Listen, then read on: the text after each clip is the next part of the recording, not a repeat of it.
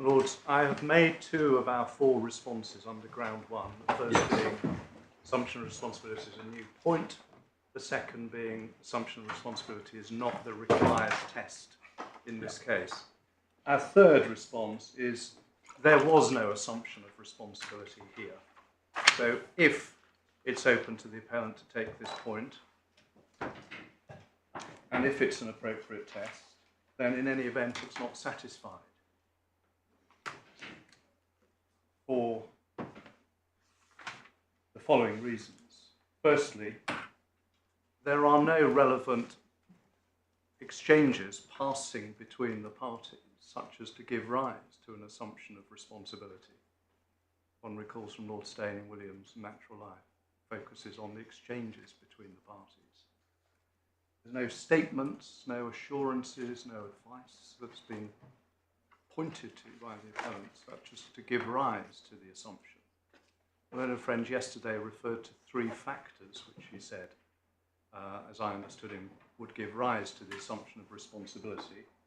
The first was the respondent sent the appellant to work in Romania and other countries where there was risk. Secondly, the respondent has huge resources. And thirdly, it's in the respondent's interests not to have reputational damage and rather to have effective employees. With respect, those are not factors which give rise to an assumption of responsibility as understood in the case law.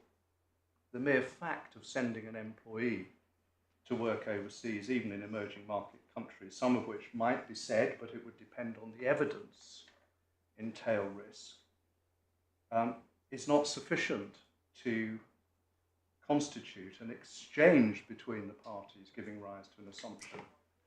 It's interesting and relevant to note that in the Reed and Russian-Tompkins case, the court will recall the employee sent overseas, where the employer knew in advance that there was the risk of uncompensatable loss, which the employee was not aware of. The Court of Appeal held there was no assumption of responsibility by the mere fact of the contract and the employer sending the employee to work overseas. Sorry, this will interrupt your flow. I am right in my understanding that, in fact, this isn't a case where he was posted overseas. He was still remained based in London and just went to Romania as required, yes, which wasn't all that many days a year. Have I got that right? It's not. Right. I don't want anyone to get the impression I think this is crucial to the analysis. It's just when one's setting out the facts and wants to know what they are. Lordship is absolutely right. He was based in London. He went there from time to time. Indeed, it was his case that he didn't go there that much. Others were there more frequently than him. He went in and out. Yes. Okay, thank you. Just for your Lordship's note, Reed is A2 at tab 24, and in terms of assumption of responsibility, pages 219b to c and 228g to 229h deal with that topic. So that's the first reason why we say no assumption here, no such exchanges. Second, there's no basis in the facts found to conclude, one, that the appellant reasonably relied on the respondent assuming responsibility for this risk. No evidence or no findings of fact, certainly, of such reliance or that it was reasonable. Neither any findings that the respondent foresaw or ought reasonably to have foreseen that the appellant would rely on the respondent's assumption of responsibility. On the contrary, we submit the facts found by the judge rather suggest the contrary, bearing in mind the judge's findings that the appellant chose not to escalate matters. He made his own judgments about whether information constituted flags that should have been taken further. Third, insofar as there were exchanges between the parties with regard to the risk of conviction overseas, the respondent made clear that it was the employee's responsibility with regard to such matters. And there was in evidence what was referred to as the Global Compliance Manual, which is in the core bundle at tab 18. It was incorporated into Mr. Benyatov's contract of employment expressly by clause 22, as the judge found. And I'd simply refer the court to particularly page 377 in the core bundle at tab 18, which deals with compliance with laws overseas. And the court can see what it says. End of the first line, you must comply with all applicable laws and regulations in the jurisdictions in which you conduct business on the firm's behalf. You must know and comply with all legal and regulatory obligations relevant to your business activities. You may be held personally liable, maybe criminal penalties. Ignorance of the law is no defence or excuse. If you're ever uncertain about the laws that relate to your business activities, you must contact LCD. So, as far as it goes, I'm not saying that's a complete answer, but I'm drawing the court's attention to such exchanges as there were on this topic are in those terms.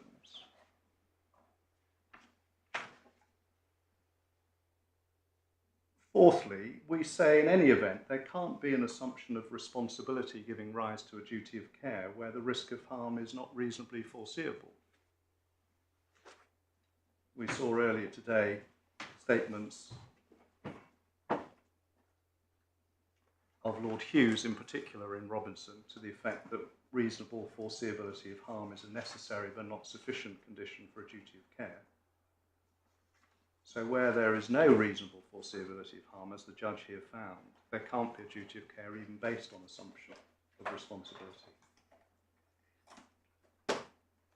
Well, those are our submissions on that third response. The fourth is the judge's incremental approach and his analysis of reham were correct.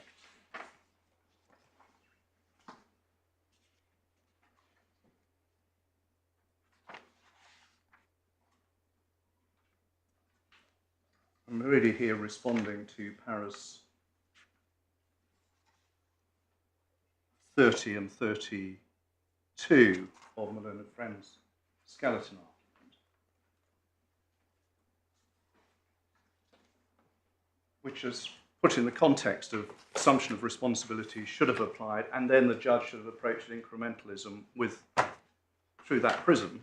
We've addressed the overarching criticism, but can we deal also with the particular criticisms, even if we're right on the overarching point that assumption of responsibility was not necessary? The first criticism, and actually this is picking up what's said in para 27 as well, of Malone and Friends' skeleton, is it said the judge approached reasonable foreseeability of harm by reference to the bank's subjective appreciation of the risk of A being convicted. And it said that was a reversion to ANDS. Or as to that, we say assessment of reasonable foreseeability is not a reversion to ANDS. ANDS was quite a different test, which was a prima facie duty of care only negative by policy considerations. We've seen that foreseeability of harm is still a necessary ingredient of a duty. Secondly, whilst the test of reasonable foreseeability is objective, that test has to be decided in relation to the person to whom it is applied. And we rely on Surtees against Kingston for that, which is referred to in our skeleton, and I won't take the court to that unless asked to do so. So there is a subjective element, although the test is objective. Thirdly, Mr. Justice Freedman did not apply a subjective test of foreseeability of harm. It's apparent, partly from the language that he uses, as well as any reading of the judgment as a whole. The judge used the language of reasonably foreseeable in many places in his judgment, and of course it's the there reasonably that connotes the objective test. For your Lordship's note, he uses that language in paragraphs 110, 116, 152, 225, 243, and 245. He approached the matter, we say, from an objective perspective. Mr. Goulding, I may have misunderstood Mr. Kumche's submission yesterday, but I think one of the points he was making was that the test applies to a state of knowledge, and that when you ask what should the defendant reasonably have known, you don't ask yourself only what did they in fact know. So he says the objective test comes in at that point as to what was the state of knowledge of the person concerned. Well, that's, I accept, of course, that's what he said yesterday. That's a different point, in fact, to what's in his skeleton. I see. Where he puts it differently, and I think he went off onto another point yesterday, which is that point, and I'm grateful to your Lordship for reminding me. The judge made clear, as I think I pointed out at least at one place yesterday in his judgment, that he uses the language of what the bank knew or ought reasonably to have known. So that was the first particular criticism, reasonable foreseeability, objective or subjective. Perhaps you could just get one or two juniors to skim through, yes, pick up the number of times where we noticed, I think, 2 or 3, but the number of times where he uses the phrase knew or ought to have known. Yes. The equivalent. The second particular criticism at this point of the judge's approach concerns rehab.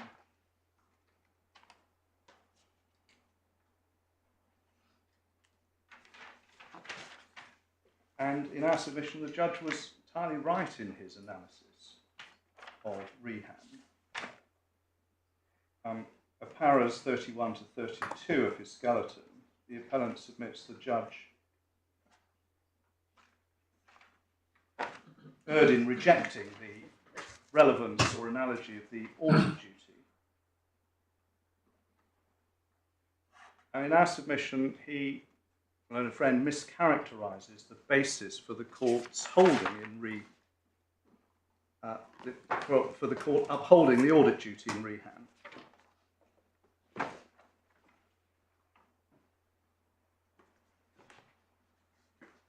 What's suggested in paragraph 31 is that the basis of the decision in rehab was to protect claimant from stigma resulting in economic loss. It's important, therefore, just to see how the court in rehab reasoned its conclusion. Rehab is at A5 tab 67.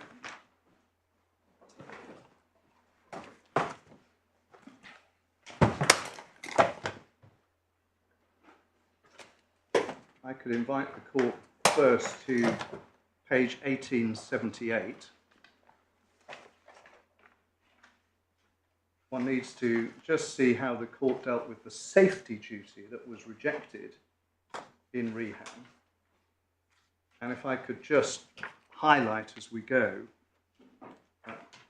paras 476 to 478.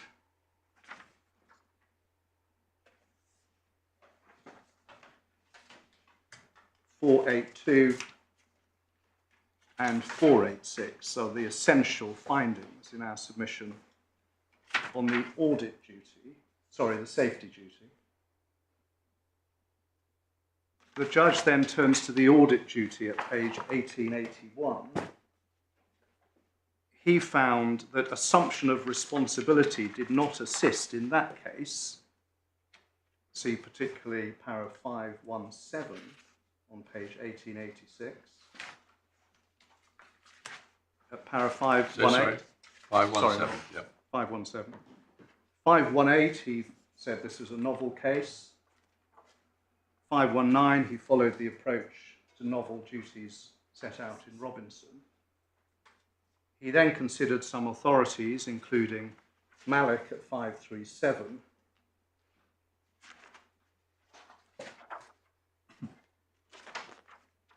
he noted at 546 Lord Nicholls' observation in Malik that it wouldn't be sufficient for the business to be run with gross incompetence to amount to a breach of the duty of trust and confidence. And he then turned to the three elements of the Caparo test at 578.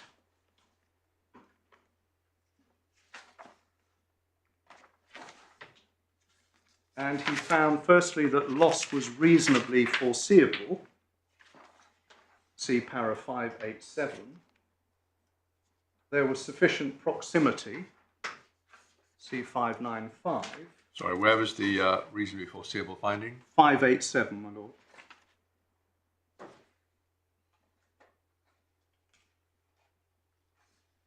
Yeah. Then proximity at 595. And then it was just and reasonable to impose the duty, see para 600 to 603. And of course he found that all the duty required was that Ernst & Young should do what they were in any event bound to do as a matter of professional ethics. In our submission, Mr. Justice Freedman was not wrong in finding that the audit duty in Rehan was not analogous to the present case so as to support extending the law as the appellant contended. He dealt with Rehan in two places in the judgment. Firstly, at paras 141 to 147,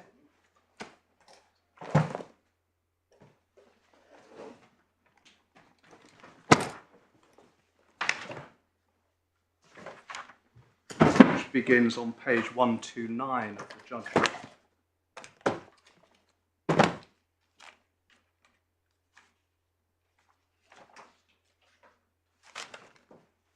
And it's just relevant to see that he dealt with it by way of summary here quite fully in these paragraphs before he then returned to the relevance of Rehan at 151 to 152, explaining at 151 why the audit duty was not analogous. And we say he correctly states there that there's an important difference between one who is tainted by the actions of a third party, such as the Romanian authorities, and one who's tainted because of a lack of integrity of their own employer, such as in Malik and Rehan.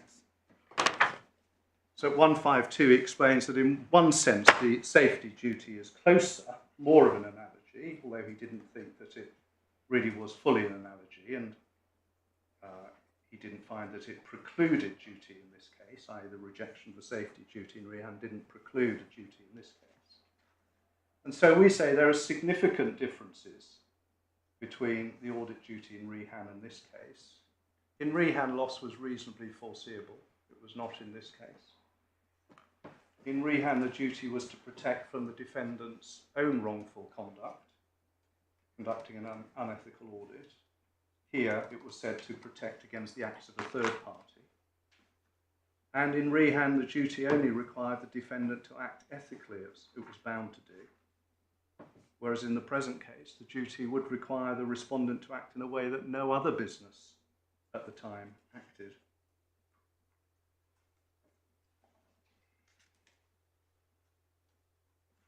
Secondly, with regard to Rehan, contrary to the last sentence of paragraph 32 of my learned friend's skeleton, Mr. Justice Freedman did not proceed on the basis that unless moral wrongdoing or an ethical failure was established on the part of the bank, no duty could arise. In fact, he said the contrary in paragraph 152 of his judgment. In the penultimate sentence, he says, if it was reasonably foreseeable that the loss might occur, and in consequence the employee would suffer an inability to continue his career, then in my judgment there might be a duty of care. So he wasn't saying there has to be some moral wrongdoing by the bank. He says much turns on reasonable foreseeability. And thirdly, with regard to Rehan, we say, in any event, it was only one authority in a long line of cases involving alleged duties of care in an employment setting. And if the task of the court, when considering a novel duty of care, is to consider the analogous authorities, it's not just one authority that one picks on. And the trial judge here, at paras 119 to 129, considered a whole series of authorities where the court had rejected a duty of care by an employer to protect an employee from economic loss. Just to list them, there are 6 in particular: Reed, Ayet, E-Y-E-T-T against Nottingham, Outram, Crossley, Greenway, and James Bowen.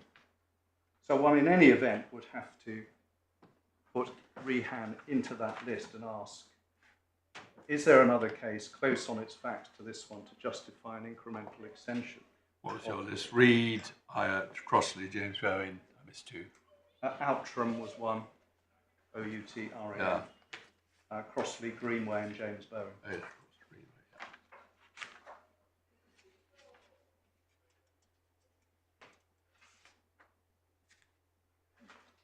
Laws, for all of those reasons, we say that there's no merit in ground 1 and that ground should be dismissed.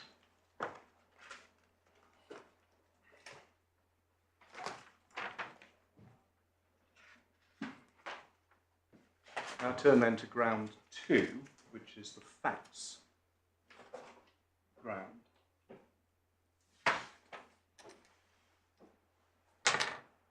So this invites this court to set aside the judge's findings of fact. And the appellant invites the court to do so because of 4 alleged errors in the judge's approach.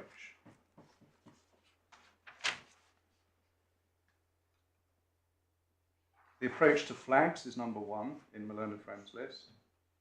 Decision by reference to a pleading point is number 2. 3 is the failure to draw inferences. And 4 is findings in relation to the risk of doing business in Romania. In our submission, in none of those respects does the appellant come anywhere close to satisfying the strict test that has to be satisfied before an appeal court will interfere with a trial judge's findings of fact. Before turning to those 4 points, or to some of them, time permits, can I just refer to legal principles with which I know this court will be familiar in terms of how an appeal court approaches this topic. We've summarised them in our skeleton. You can do this bit very briefly, but thank you, Maul. Paras 43 to 46 of our skeleton, in fact, we set out, we quoted from the cases. First, it's Volpe and Volpe, which is actually quite a recent case, and I'm sure the court is familiar with it this year. It's at A5 tab 71. Do we need anything more than what you've given us at your paragraph 43? Thank you, my lord, for that question. I think just yes, I wanted to show you just one paragraph, I think, that we didn't set out there. Sorry, what's the tab number? 71.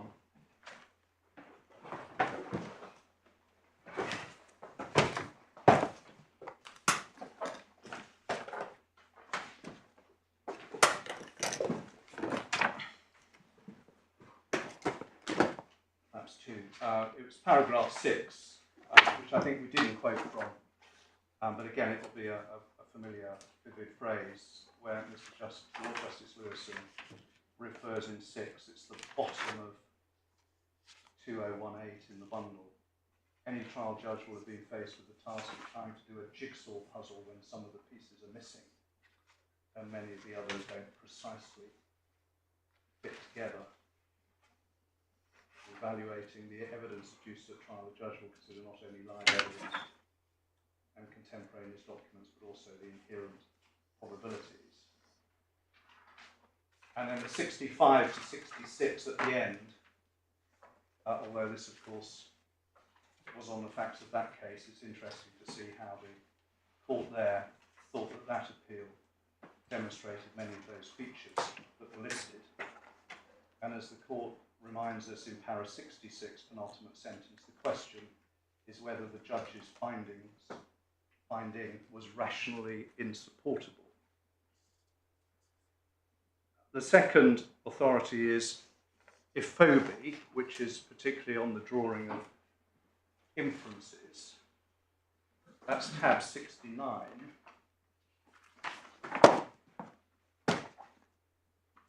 Whilst Ephobe was cited by the Court of Appeal in Volpe, it's perhaps just worth looking at because it's Supreme Court, and it's paras 41 to 45 of Lord Legate's judgment.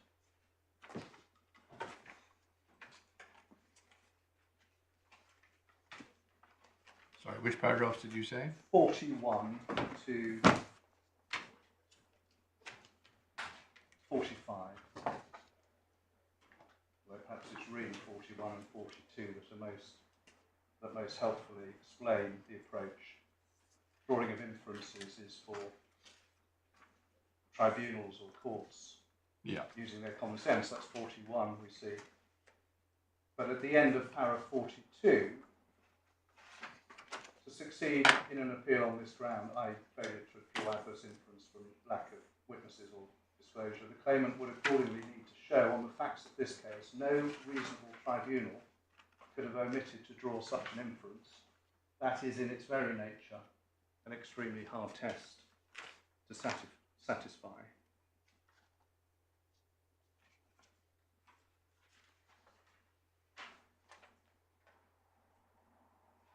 And the third case is the Stechelin case, if that's how it's pronounced. But we have set out the principles in para 46 of our skeleton. For the court's note, the authority is at A5, tab 64. And I don't think I need to add to what's in our skeleton on that.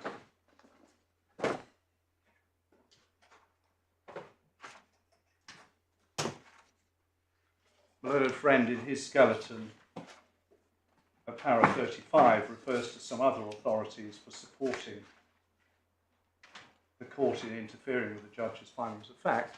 We say they've all really got to be read subject to Volpe and Stechelin. And anyway, they turned on their own particular facts in those cases. Perhaps vividly was the case of Manning and Stiliani, which is in my learned friend's list.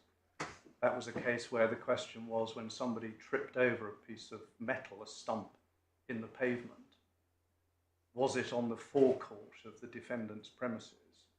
And that issue turned on photographs, which the trial judge had, which the Court of Appeal had, and the court decided that the trial judge had simply misinterpreted the photographs. Well, that's a very clear example of where the Court of Appeal is probably in as good a position as a trial judge. But those principles turn very much on their own facts, and one has to approach this in line with Volpe and Stechelin and Ephobe.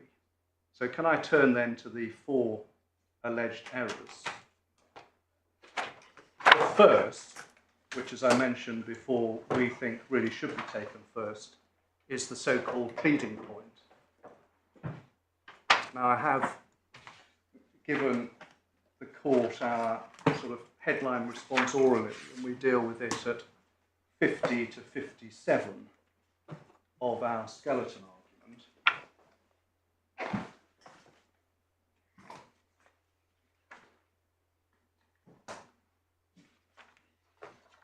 It might be helpful, just so the court knows where the documents are, to look at the deputy judge's ruling in his two judgments.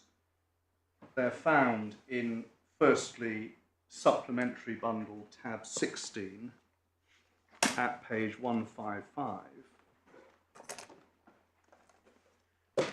This was the judgment of the 25th of November.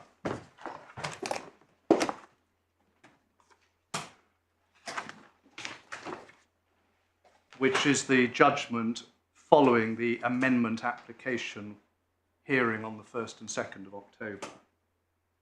So this is the first of his judgments. Yes. And para 192 on page 155 is where the judge is addressing what is now para 55.2 of the APOC, the flags paragraph, then in a more abbreviated form than we now have it. And he set out our objection, which the court can see there in para 192. And he said these are legitimate questions. Given this is a purple amendment, it will be a condition of the grant of permission these particulars are given. He invited submissions. So then a further draft APOC was produced, and that came before the court for consideration in December, and the deputy judge's second judgment is in behind tab 17, page 157. At para 26, the judge set out our submission on what was now the rather fuller pleading.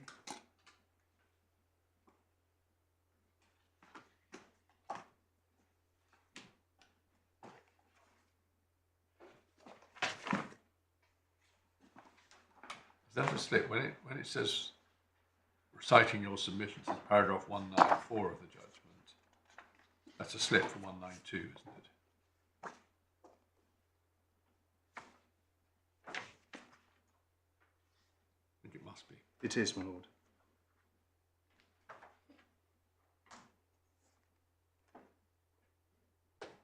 Won't ask whether it was yours or his.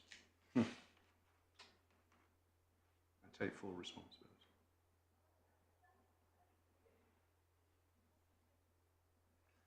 Well, we don't need to read that in detail, do we? I mean, No. see the gist of it. And the claimant's answer is at 27, which is important, where it was said, well, these amendments provide the best particulars of knowledge available to Mr. Benyatov based on the inadequate disclosure provided by the defendant to date. And as the court knows, the claimant had already had in his possession the documents, the Berkey note and the Rao interview notes for over a year. And then the judge gives his ruling in para 28, giving permission, but on that express understanding that at present no case of actual knowledge made, if proper grounds for such a serious allegation, and so on. The court can read para 28 at the top of the next page.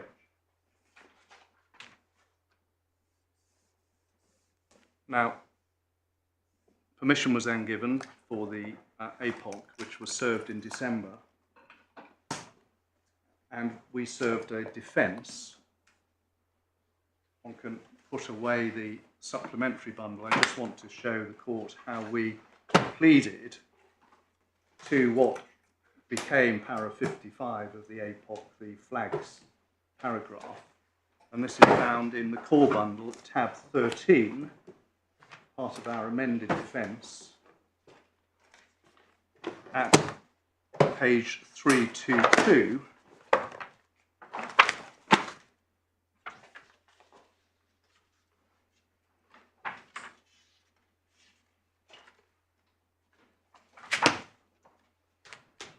Paragraph 62.12 of the amended defence on page 322.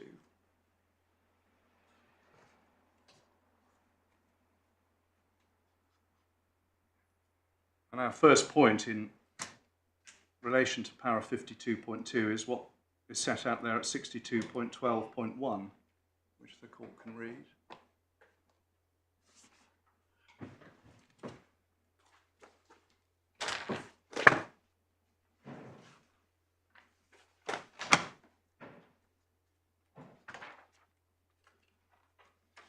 So that's how matters stood going into exchange of witness statements and trial. I should say there was no response to 62.12.1 in the amended reply that was served.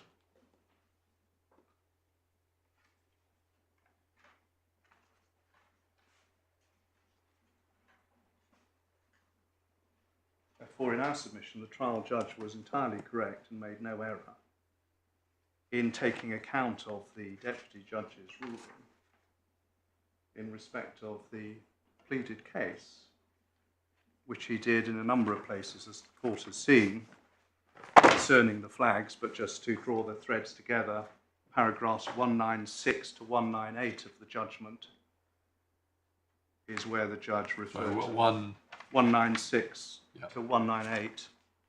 Judge referred to the deputy judge's ruling, and then how the allegation of knowledge occurred through the cross-examination of the bank's witnesses. And also at paras 213 to 215, when he's dealing with the 5th to 7th flags, he again refers to the lack of advance notice or particularization.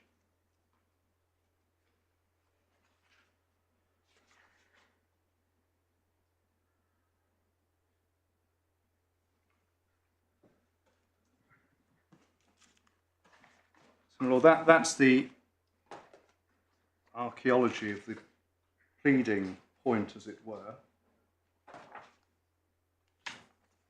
There is a separate point that arises from Malone Friend's skeleton on this, which is para 39, where he says the court erred in deciding by reference to a pleading point that the bank didn't know about the critical 4th to 7th red flags. That's entirely wrong in relation to the 4th flag. Hang on one second. Sorry.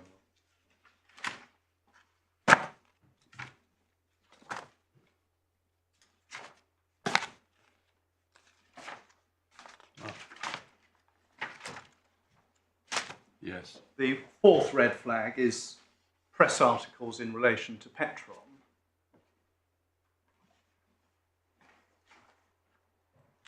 And for your reference, that's APOC 52.2.4.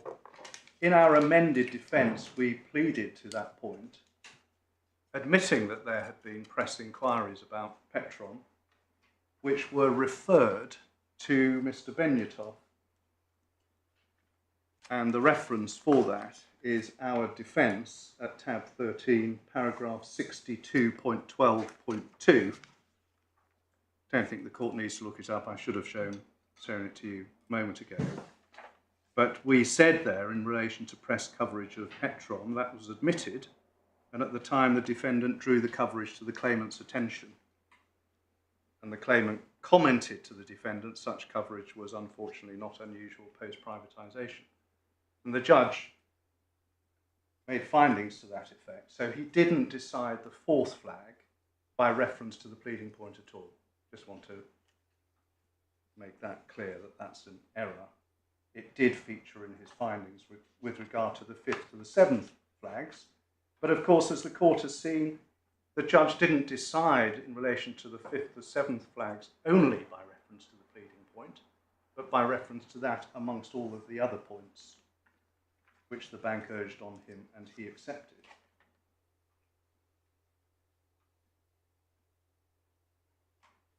Now, still on the pleading point, the next point which Malone Friend says is, well, these were matters canvassed in witness statements and expert evidence in advance of trial. But insofar as he is suggesting, and this is paragraph 39 of his skeleton, that where certain matters are canvassed in witness and expert evidence, they should be treated as having been pleaded, that's obviously wrong. Pleadings frame the limits of the action, proposition which we suggest doesn't need authority, but if one were needed, the Charles Russell case, which is at A5 tab 70, is authority for it. I'm not going to take the court to it now unless that would be helpful, but particularly paras 55 to 58. Then Malone Friend says in para 39 of his skeleton that no objection was made at trial to any questioning on these documents, nor could there have been any such objection. And he says in footnote 6, if there was any substance to the pleading point, it should either been, and I think there's a word missing in his footnote, but in advance of trial or during trial. Presumably he's saying, well, you should have raised this point in advance of trial or during the trial. Our response to that is, first, we did raise it in advance of trial, and the deputy judge ruled on it. You didn't need to keep raising it. The deputy judge said, if you want to make this point, you apply to amend. In fact, yes, I think that's obviously right, but I think what Mr. Dumais means is at the point at which evidence which goes only to the point which has not been pleaded is sought to be elicited in cross-examination, you should have leapt up and said this is outside the scope of the pleadings. well, we say a couple of things in response to that. One is all of this, the members of this court will be aware of how litigation and trials are conducted, where judges will often say, well, let's just hear the evidence. And Mr. Justice Freedman, we say, was very much of that mind. I'm not saying on this point that I leapt up, but he was very much, well, let's get on with it and hear the evidence, and one doesn't want to keep jumping up and objecting. Also, it was never clear to us precisely where a line of cross-examination was going, because it would, and this isn't a criticism of my learned friend, it meandered, it would go from point to point, and it was never entirely clear what was being sought to be made from any particular questions. However, there was a point in the trial at the conclusion of the claimant's evidence, so after I'd cross-examined Mr. Benyatov for several days, that the appellant's team, legal team, produced a new file of documents, became known as G12. They wanted to put some new documents in, which they said will go to cross-examination of the respondent's witnesses. And we had quite an argument in front of the judge about that, during which one of the points I made, when it was suggested that some documents go to knowledge on the part of the bank of certain matters, was I said there is no pleaded case of actual knowledge.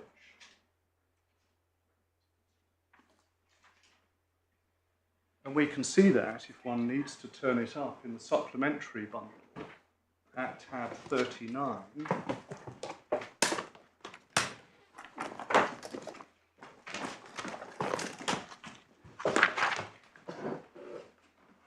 Page, say one page of the transcript, 312, and it's paragraph, internal 25, internal page 25. So the context is Lever Arch file documents covering lots of different topics. One of them was Rom Petrol, which is one of the other flags. And at line 10, I said there were some documents we've been provided with before. Rom Petrol documents are new. Secondly, my lord, if I can make this point, your lordship will recall, because I went to this, the allegations of breach in the APOC a few times with Mr. Benyatov in cross-examination, Rom Petrol 5221. And then I quoted from the APOC, which the defendants either knew, should have known. When this was put into the draft APOC, we asked a series of questions such as, well, who do you know? Who do you, the claimant, say knew? Those questions weren't answered, and Mr. Terhar said in a judgment that as presently drafted, this is not an allegation of knowledge. So insofar as it said, well, you should have raised this point at some stage during the trial, in fact, we did raise it before cross-examination of the respondent's witnesses. And we couldn't have been clearer in our submission as to the fact that we stood by the deputy judge's ruling.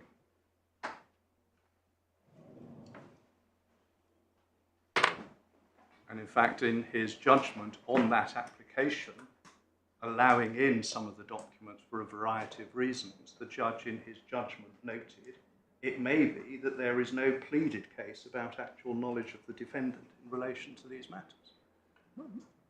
Was there a separate judgment? Mr. Dumais, sit down for a second. Was there a separate judgment on that, or is that something I've not picked up on reading through the main judgment? It was a typical sort of during trial short ruling as to which there is a judgment. It's not in the bundle. We can certainly provide it. But the judge... Maybe we should have it for completeness. Certainly will provide that. Okay. As I say, the judge allowed in some but not all of the documents. He allowed in the Ron Petrol documents for a variety of reasons, because there were already Ron Petrol documents in the bundle. But he made that observation after I had made our point clear. So all I'm saying in response to Mr. Toomey's point in his skeleton was we should have raised this in advance or during the trial. Not only did we have the deputy judge's ruling, but I did raise it during the trial. Yes, Mr. Toomey.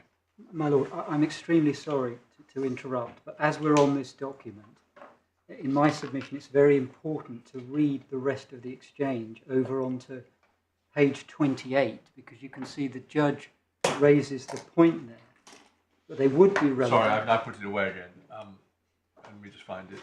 It's supplemental tab 39, page 312, and if one looks at the transcript in the manuscript and really reads the rest of the exchange, but particularly to page 28, that answers my learned friend's point. And just to save time, the Ron Petrol document was one of the documents that was allowed in on the basis one sees there that the judge fully understood. With respect, I don't think Mr. Goulding is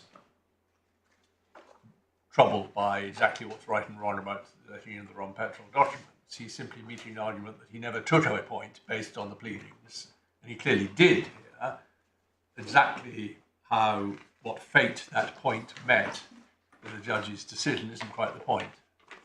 But I will certainly read to the end. I'm sorry, I shouldn't have interrupted. No, you're allowed one or two, and you haven't made any so far.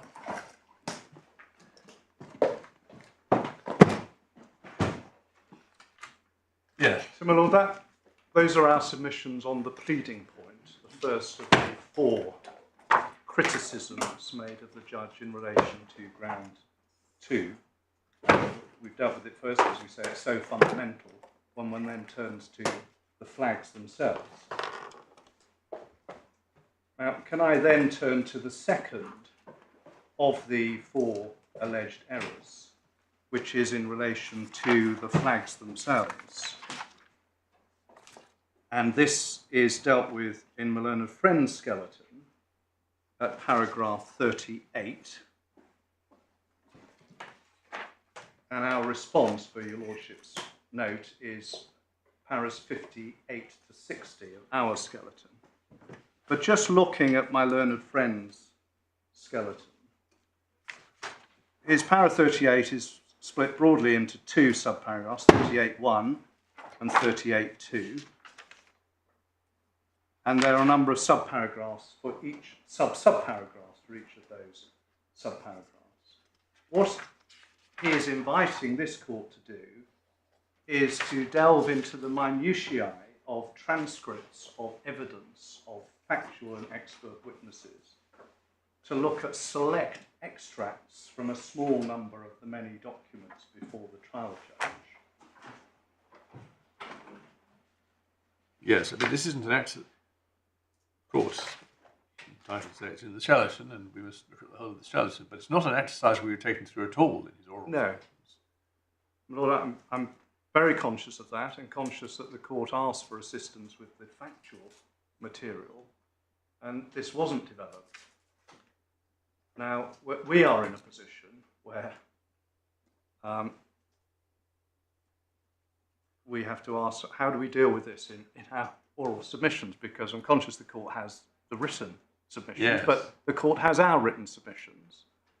However, on this sort of exercise, if one's not been at the trial, looking through the transcripts, particularly where the transcript references that are given here remarkably stop at a line where if you read on to the next line, the scales would fall from your eyes. I mean, this is the point we made early on. But this is the sort of area in which we need help. I'm not certainly going to stop you. I think you will be selective and economical, but I don't mean unfairly selective, but you will choose your best points. I'm not going to stop you giving us some examples of why you say this has not been helpfully done. Thank you, that's helpful. What I was proposing to do was respond to what Mr. Toomey said already yesterday, because he took what one assumes, I think the court commented, was perhaps he thought was his best point to explain orally, which was the Berkey note. Yes. And he took that as one example, and we see it referred here in para 38. And so I was going to respond first on the Berkey note. Yes, of course. To seek to demonstrate how the submission that he made is not made out on proper analysis, and then see where time is and how to take it further. So, Lord, if I may do that, firstly, starting with the Berkey note, I think it might help if the court has it again open. It's in the supplemental bundle, tab 4, and it is flag 6. And the court will remember paragraphs 1 and 2 in particular of the Berkey note.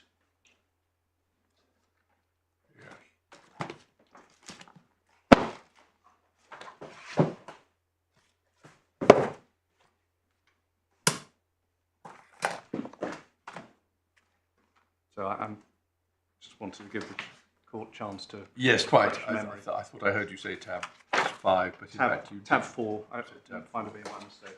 No, I don't. I'm sure. Yep. So tab 4. There's the Berkey note. The court remembers it. It was 2 days after Mr. Benyatov's arrest. Mr. Berkey is somebody at the same grade, same level as Mr. Benyatov. They're both MDs. Mr. Berkey's in fixed income. He has this interview, and he's reported as saying the things that are set out in paras 1 and 2 are both important. So this is the note.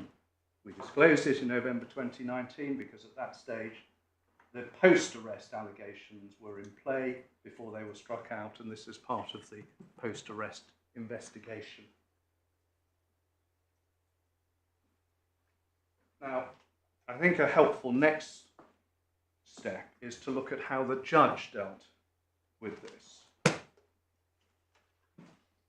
In the judgment, the judge turns to the flags at para 179, and we've been familiar in this hearing with 7 flags. They didn't crystallise, as I recall, into 7 flags until closing submissions. And there was an annex to my learned friend's closing submissions which listed the 7 flags. Yes, they aren't 7 in the pleading, are they? No.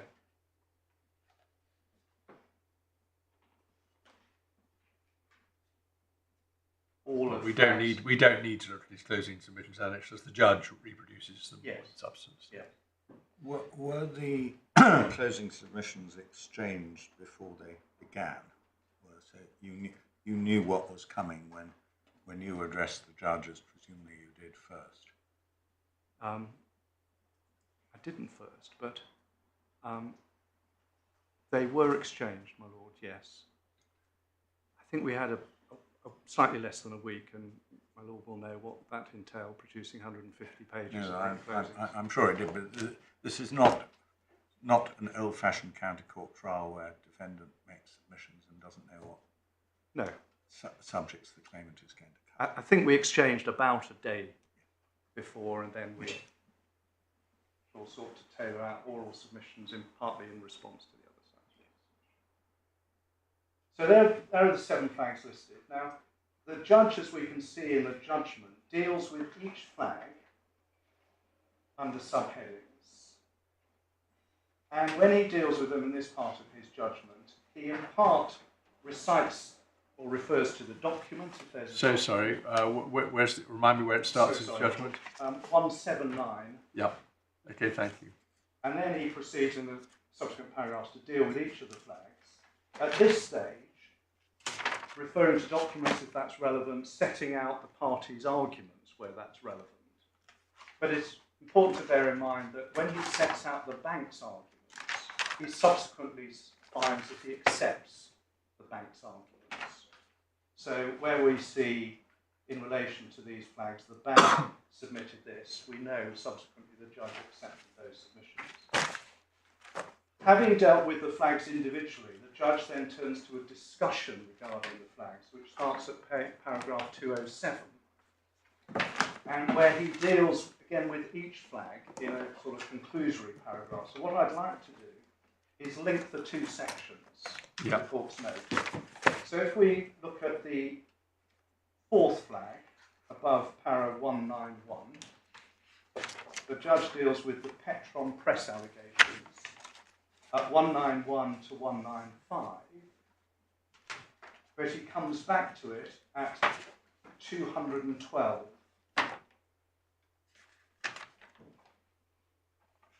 And also on Petron at 242 and 243.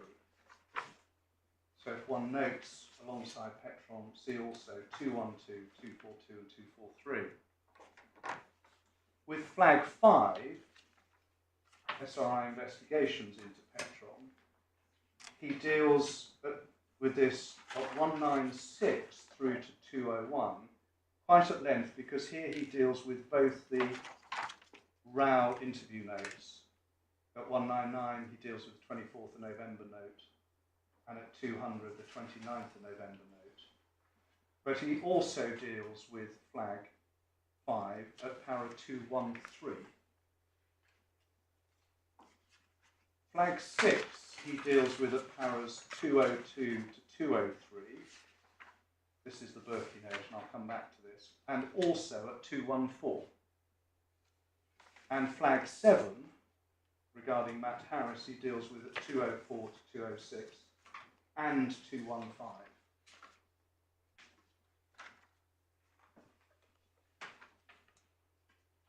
And we see at 207 he accepts the bank's responses on each of the points above.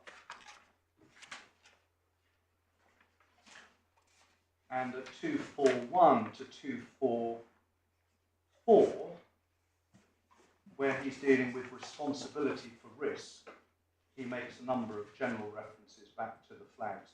Sorry, which paragraphs did you say? 241 to 244, where he explains that in relation to a number of the flags, Mr. Benyatov was aware but didn't escalate, so they weren't serious flags. So if I can then come back to how the judge deals with the Berkey note in particular, at paragraph 202, he accurately summarises paragraphs 1 and 2 of the Berkey note, which one can see, having looked at it a moment ago, that's a pretty accurate summary. At 203, he identifies that there were various features to which we drew attention. One, there's no evidence from this note that anyone other than Mr. Berkey within the bank knew. Two, the terms of the note indicate Mr. Benyatov was unconcerned. Consistent with this, he doesn't recall this conversation with Mr. Berkey. Mr. Benyatov doesn't suggest he told anyone else. And three, this appears to have been communicated in late October 2006. The EMS deal was done or largely done by then. The work at the bank was done. Mr. Flory was indicted even though he wasn't in Romania.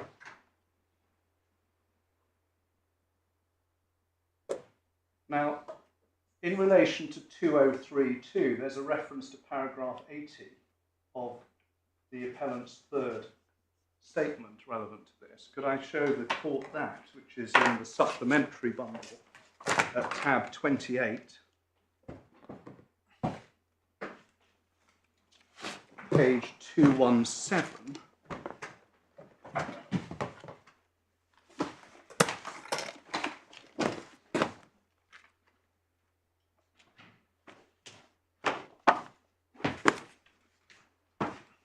Could I invite the court to read paragraph 80 of Mr. Benyatov's statement?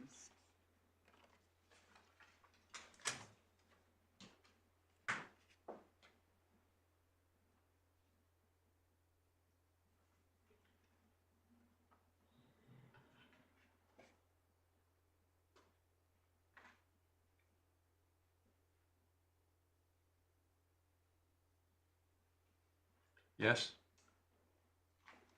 And then in relation to para 2033 of the judgment, We saw a moment ago that the judge says the EMS deal was done or largely done by them. For the court to note, the EMS deal dates are in para 26 of the judgment. And then the judge comes back to the Berkey note at para 214 at page 150, and we see how he deals with it. First, he says, as regards Mr. Berkey, there was a failure to provide particulars of reliance on the note in advance of trial. That was correct. The note only reveals knowledge on the part of Mr. Berkey and Mr. Benyatov. We say, won't repeat myself, we say it's all correct. Berkey not senior to Benyatov, both MD.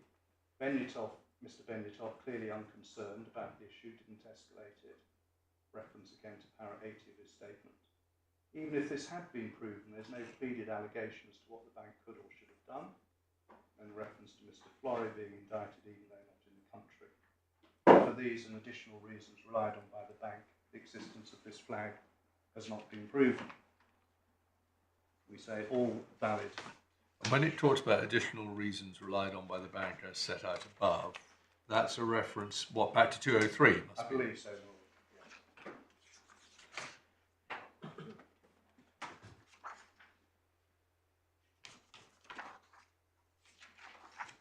So that's the judgment. Now, criticisms are made by the appellant of the judge's approach to that. And the criticisms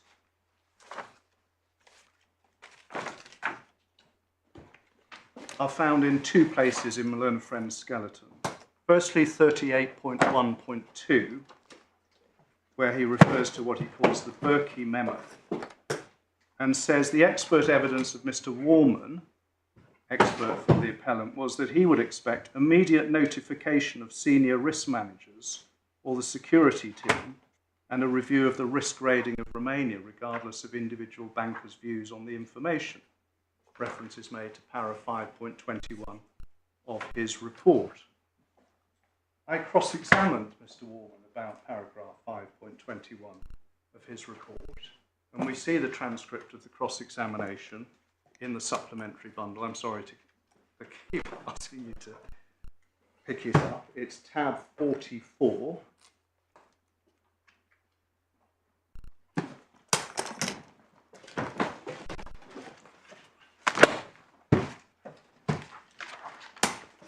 Starts at page 337. And it's internal, page 154. And we can see at the bottom of internal 154, line 24, I referred to para 5.21. So you give your view on that document.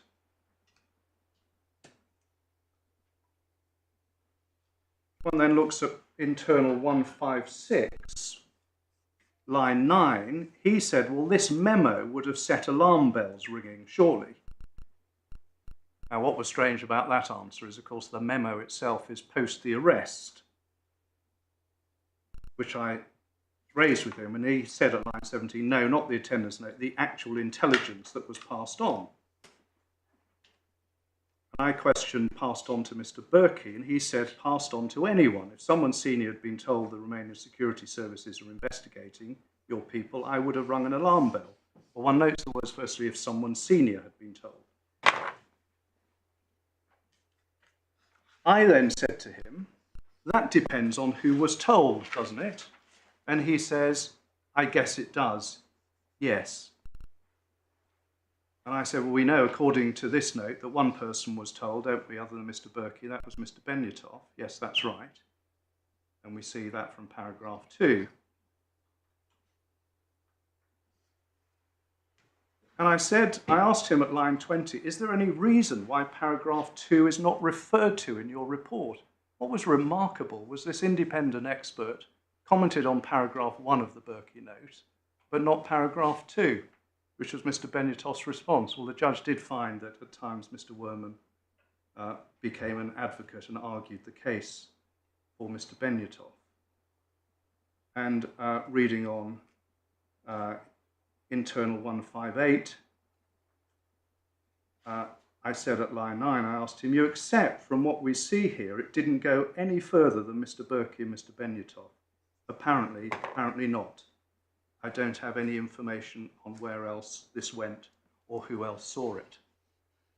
So when one looks at my learned friend's skeleton at 38.1.2, who relies on what Mr. Werman says in paragraph 5.21 of his note, well, one has to then look at the cross-examination to see how he qualified that, recognising that it all depends on who was told. My learned friend also refers in the same paragraph, 38.1.2, to Dr. Donald's evidence. Dr. Donald was the risk expert for the respondent. And it said, well, Dr. Donald said that the information in the Berkey note was specific and has credibility. It's not some idle rumour. Could we just look at that evidence? It's transcript at tab 45.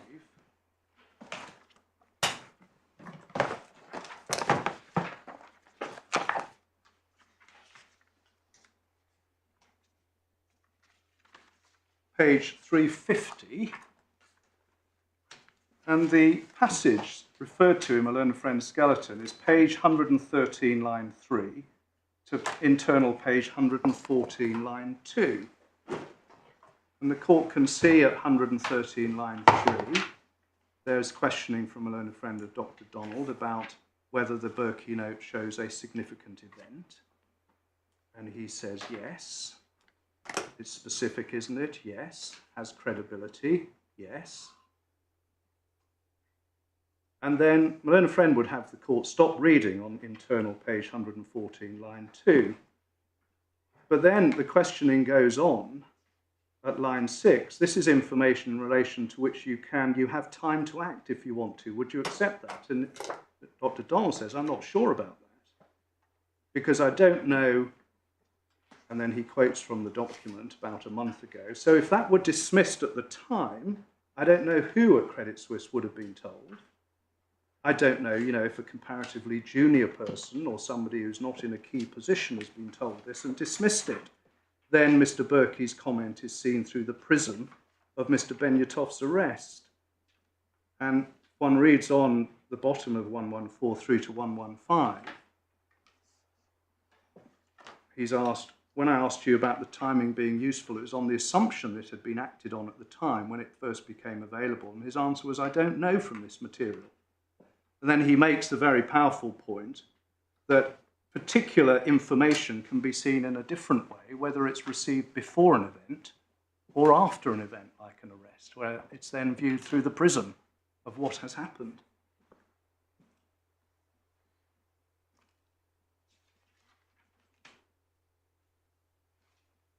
So when one's invited to read a truncated part of the transcript, there's a great danger of not getting the full picture of what the witness says. Now, the second place where the Berkey note is referred to in my learned friend's skeleton argument is at 38.2.1, where he says of the Berkey note, as he says of the Rao interviews, they make plain on their face the inference that individuals in the bank knew about these red flags. So this now has become about whether the judge was in error in failing to draw an inference. And what's said is, well, the Berkey memo says Frontier had told CS. So the bank was told as an institution, not any particular individual. One simply, in our submission, can't read into the fact that CS are told that means anything in particular other than Mr. Berkey. Then it said, well, the details were in the bank's knowledge and it failed to give any disclosure on the issue. Well, the bank didn't give disclosure on the issue of what it was told, what it knew about the SRI, because there was no pleaded case that it knew anything about the SRI. Then it says the notice... It's a pleaded case that you ought to have known. Wouldn't evidence showing that you did know be relevant? Well, the case that was being put was new or ought to have known, but it wasn't clear that any reliance was being placed on this note at all.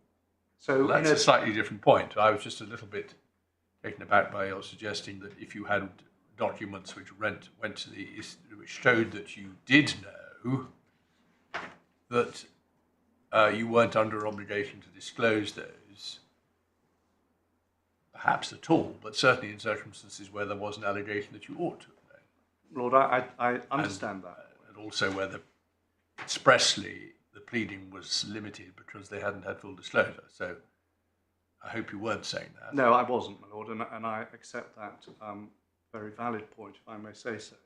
But your Lordship also has the point that the Berkey note formed part of our disclosure. Yes. So if it was to be said, well, aren't there further documents relating to this, then of course we could have been specifically subject to a specific disclosure application, which we were not. Yes. And then it said in 38.2.1, the note itself refers to other people knowing Mr. Starver and Mr. Suzak. Well, that I take it to be a reference to paragraph 3 in the Berkey note, which itself says, Berkey said that Starver and Sushak, a couple of nights previously, they met a couple of nights previously, and MS didn't even know which deal was the subject of the criminal investigation in Romania. Well, a couple of nights previously would be the 22nd of November, which is after Mr. Benyatov's arrest. And that paragraph is surely a reference to the criminal investigation which was then underway, not some earlier investigation by the SRI, although I don't recall that point being made at all during the trial.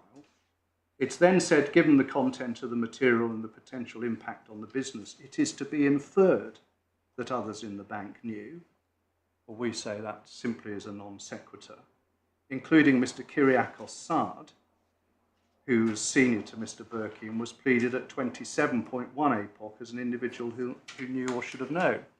He is mentioned in the APOC, but in connection with other risks, not in connection with knowledge of this particular matter.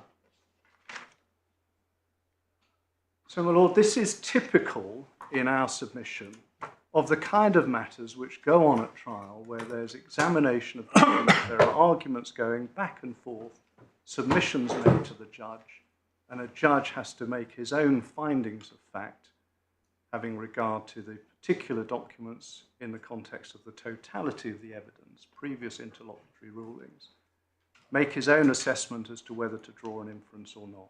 The judge's findings on the Berkey note can by no stretch of the imagination be said to be rationally insupportable. These were findings reasonably open to the judge. And we'd say that is, as we understand it, Mr. Toomey's best point under ground 2, and it doesn't stand up.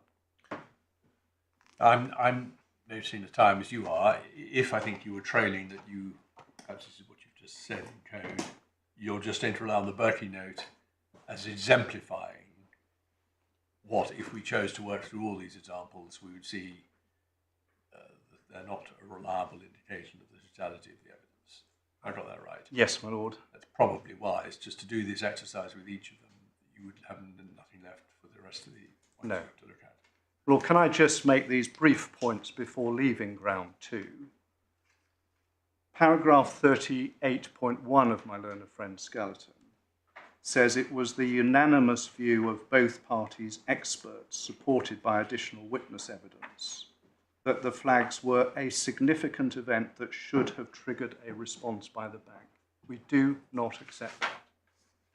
There is nowhere in our submission, even in the abbreviated selective transcripts referred to in this skeleton, where either expert said this was a significant event that should have triggered a response by the bank. They all accepted that it depends on who was told. Dr. Donnell specifically made the point that it depends not only on who was told, but how the information is interpreted, and there was no standard procedure at the time. The third criticism here, and I'm not going to dwell on it, is para 40, is the failure to draw adverse inferences from the bank's failure to call particular witnesses or to give disclosure. It's a classic drawing of inferences point. And again, we deal with this in our skeleton argument. Can I respectfully refer the court to what we say there? The judge specifically made findings generally in relation to which witnesses we did or didn't call at paragraphs 86 to 89, in relation to whether we had failed to give adequate disclosure, paras 258 to 261, and in connection with whether we had failed to give disclosure or call witnesses in relation to the flags at paras 198 to 201, and again at 213 to 214. There wasn't in front of him a live application, or indeed before. There wasn't an application made or outstanding at the time of the trial for specific disclosure. No. What was very odd, at least from our perspective, is the claimant issued a specific disclosure application quite early on and parked it, as it were. And in all the correspondence, those instructing me made the point, well, you know, if you're concerned about our disclosure, move your application. And it was never pursued. We say it doesn't really lie in the mouth of a party when they fail to apply for specific disclosure to then say the court should draw adverse inferences from a failure to give adequate disclosure. Lord, the fourth alleged error... I think the judge says in one of the passages you've shown us, I'm not in a position to say whether there's been adequate disclosure, doesn't he? Or did I imagine that? Was that Mr. Tahar? Yes, that was Mr. Tahar. All right, forget it. Yes. Yes, right. Sorry, yes. The fourth alleged error here, which is at paras 41 of Malone and Friends skeleton, is to suggest that the judge was wrong to disregard or failed adequately to take into account clear evidence of the risks of doing business in Romania. Well, we say that test in itself isn't sufficient for this court to intervene. But the gravamen of the complaint here seems to us to be that the judge didn't give adequate recognition to the evidence of Professor Dilettant in relation to the risks of doing business in Romania. And can I therefore just briefly say this? That's an unfounded complaint because the judge referred to Professor Dilettant's evidence in many places throughout the judgment, recognising in particular that the question as to whether Romania was high risk and whether the transactions in which Mr. Benyatov worked were high risk overlapped. And the judge dealt with Mr. Benyatov's evidence in the following paragraphs. Could I give the court just a note? Did you say Benyatov? You meant Dilettant. Dilettant, I'm so sorry. Yep. Paragraphs 90, 91, 92, 93, 162, 176, 177, 178, 210, 220, 223, 272 and 276. And the long and the short of it is that Professor Dilettant's written report didn't survive his oral evidence in a large number of respects. He didn't have credibility on many of the matters on which he gave written evidence. So by way of example, and I'm sure the court has seen this from the judgment, Professor Dilettant's oral evidence was that the EMS transaction was low risk.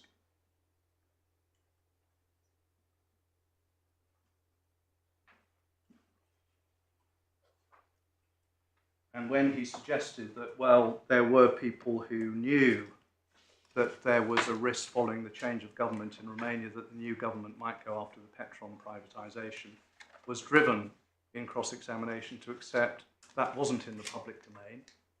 And many of his people in his network who were of that view became of that view following Mr. Benyatov's arrest.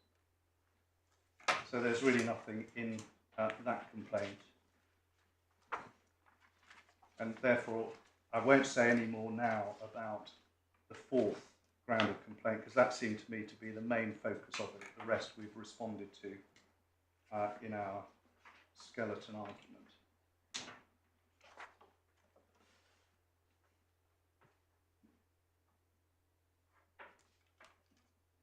So for all of those reasons, we submit ground 2 should be dismissed. Could I turn then to ground 3 on limitation?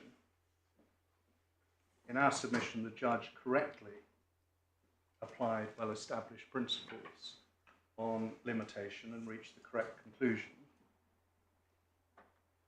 In short, the appellant suffered a loss of earnings in 2007 and 2008,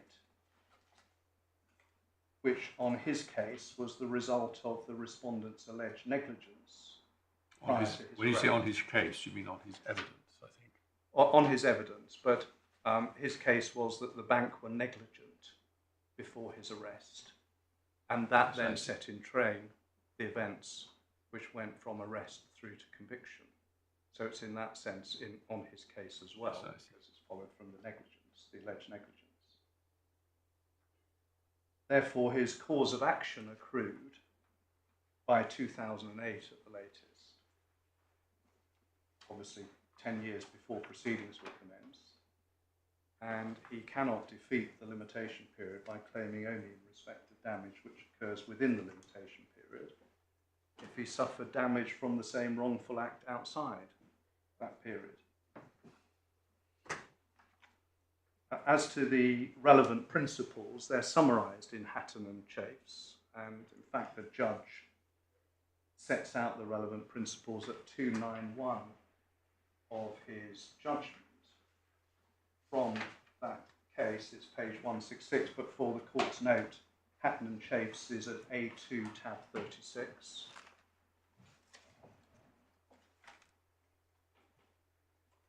So the 5 principles are there, and perhaps greatest relevance for this purpose is number 5, which is C. Lord Justice Clark refers in support of point 5 to 2 cases, one of which is NAP and EIG. That's in the bundle, that's at A2, tab 32. Perhaps I could just highlight some passages in that.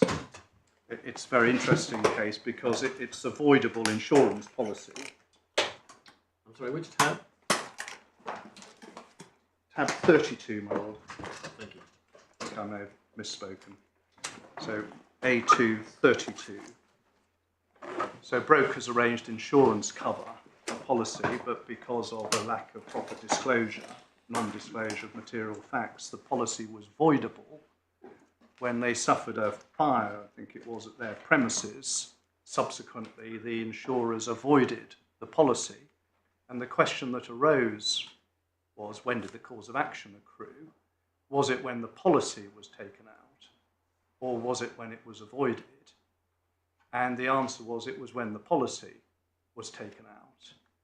And that didn't change because the amount of the loss was not known at that stage, because it would depend on a future event as to whether the insurers would avoid the policy in the event of a fire.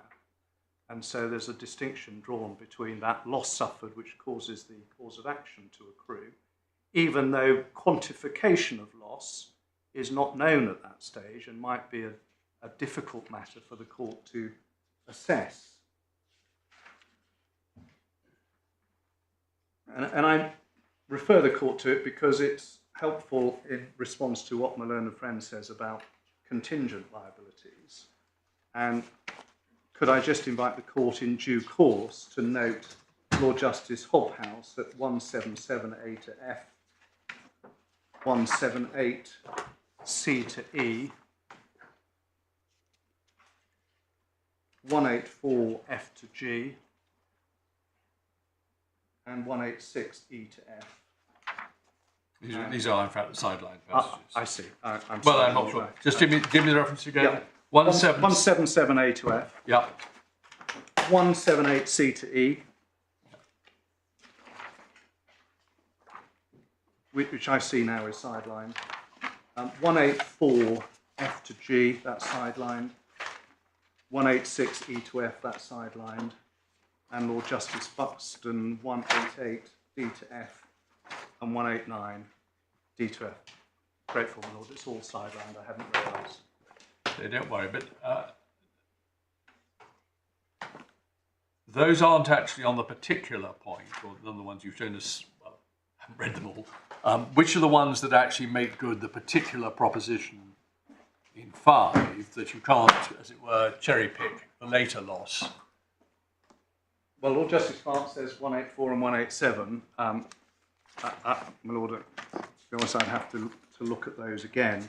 But the proposition... Well, don't worry, I mean, unless it's challenged by Mr. Tume, which it wasn't, we can go by what Lord Justice Clark said in Chafes. But Lord, the principles in Chafes have been cited in many other subsequent authorities, and I'm not suggesting... Yes, but this particular one, I'm sure this isn't the first case in which it's arisen, but this is a rather specific point. Yes. But the way it's formulated by Lord Justice Clark has suffered damage from the same wrongful act. Yes, outside that period. So the correct approach in our submission is one has to identify what is the alleged wrongful act, and here clearly it's negligence before the arrest in November 2006. Has the appellant suffered damage from that wrongful act outside of the limitation period? We say yes, because on his evidence, his earnings fell in 2007 and 2008 because of his incarceration. And as his case is the negligence which led to the conviction set in train, those steps, we say yes, he suffered loss in 2007, 2008 from the same alleged wrongful act. He can't avoid the limitation period by claiming only in respect of loss suffered within the limitation. But the fact, and that you may be entitled to duck this question, you're focusing, understandably, because it avoids a possible complication, on the financial loss suffered.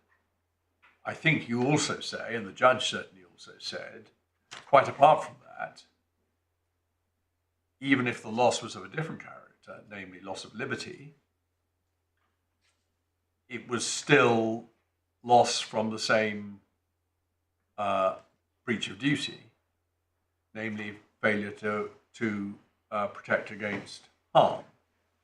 And this is obviously subject to the point at which comes to Mr. Tume says that wasn't the duty I was complaining about, which was saying failure to protect against conviction.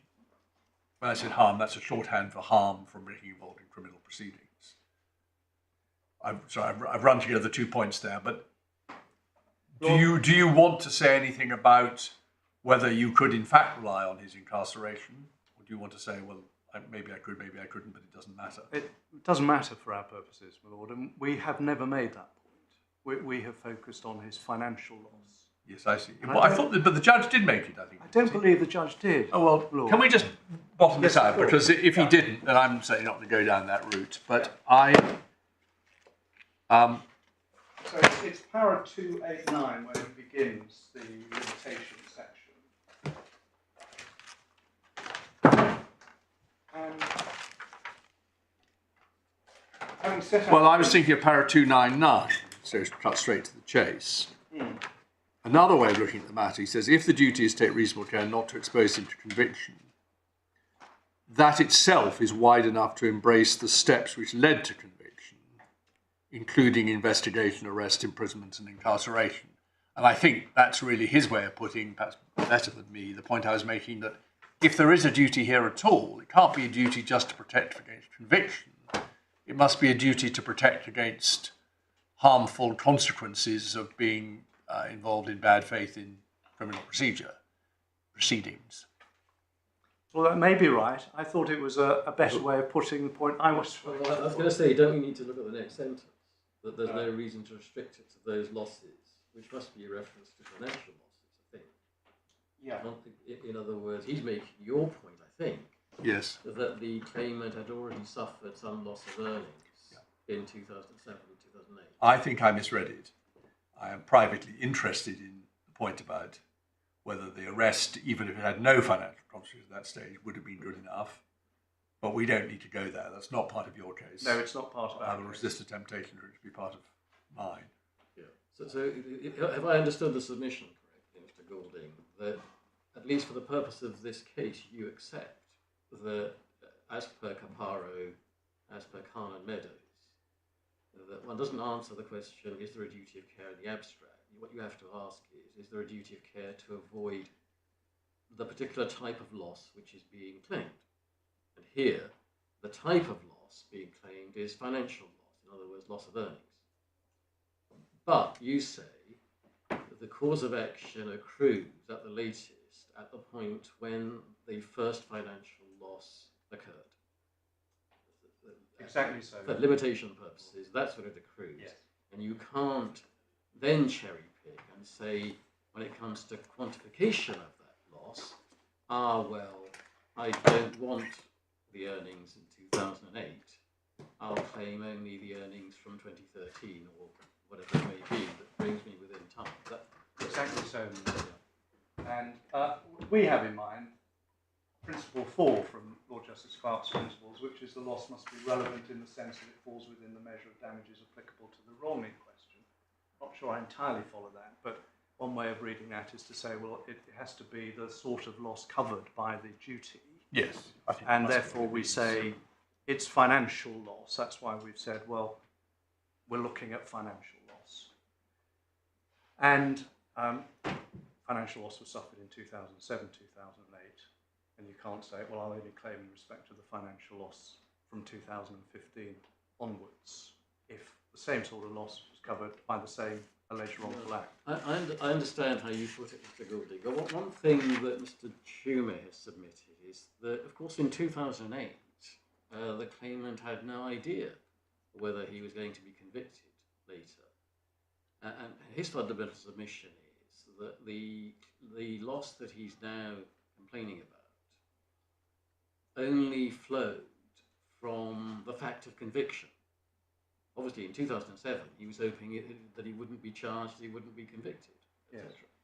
So suppose he brought an action. You say the cause of action had already accrued by 2008. Suppose then he brings an action, and it's either settled or it goes to trial then, and he wins. What would have happened about the losses that he's now claiming?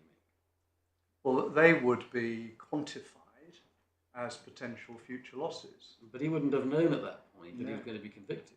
No, quite so, my lord. But this is partly why I took the court to NAP and EIG, and I realise I did so rather quickly, because in that case, the claimant took out an insurance policy against fire risks. The policy was voidable. At that stage, it was held they had suffered damage in having entered into a policy that was less valuable than they thought they were buying. Cause of action then accrued. At that stage, they didn't know if they were going to have a fire at their premises. They didn't know whether the insurer was going to avoid the policy. But the response of the court was, these are all questions of quantification. They could have brought the claim as soon as they realised they had a voidable policy. And we say it's the same here. Mr. Benyatov could have sued in 2008, saying, you owed me a duty not to expose me to conviction. And we've seen the way in which that duty is expressed in a variety of ways, including part of that is you had a duty not to send me to Romania without carrying out a risk assessment. You went and did that. You sent me to Romania without carrying out a risk assessment. Look what happened. I was arrested. I'm now under investigation. I'm about to be or have just been indicted. It's going to trial. I've already suffered financial loss as a result. I want to recover that now as actual loss. And there's a chance I'm going to suffer a lot more loss in the future if I'm convicted. And the court will say, oh, that's difficult to quantify, but the court's used to making the best assessment it can in difficult circumstances. And indeed, what it could do, and there are precedents for doing this in other circumstances, like it's unclear whether someone's, what the outcome of someone's illness is going to be, but you'll know in a couple of years. They simply postpone quantification. Yes. And in fact, in the Scott Lithgow case, which I've now become obsessed with, there's a short passage by Lord Keith saying, well, the arbitrator, because that's what it was under Storey's procedure, might put things off until the position became clearer. Yes, that would be a way of doing it. If it yes. was far enough in the future, then you'd have to take a loss of a chance approach, yes. contingency approach. Yes, and it wouldn't have been an answer in NAP and EIG for the claimant to formulate a duty on the basis of a duty not to expose me to the avoidance of my policy. That's only happened after the policy was avoided. I can then get round the limitation period that way. I'm not sure whether that's clear. Was limitation any part of the application or applications to strike out? No, my lord. Puzzling to me. It seems if you're right, the tort claim is knocked out, and you say even if all the claimant says as to what happened and what the bank should have done and what the bank got wrong, even if all that is correct, you say the tort claim, the statute barred. Well, it's a bit difficult for me to answer this question, and I was hesitant with the judge, who then recorded that there was no sensible answer from the bank. I was instructed very shortly before the strikeout application. I was instructed by the time that the strikeout application was issued, but by that time the proceedings, the pleadings, had been served on both sides. The limitation point hadn't been taken. We went ahead with the strikeout, and subsequently, in considering the amended defence, it was a point that we explored and examined. It seemed to be a good point that could be taken, and we took it then. That is the reason why it wasn't taken at an earlier I point. ask it as a sort of efficiency and case management question. I don't think it can be suggested that because you didn't take it, it wasn't in the original defence, that it cannot now be taken if it's a good point. Can I throw out one possible answer? You may not agree with it, but it may not be actually historically how it happened.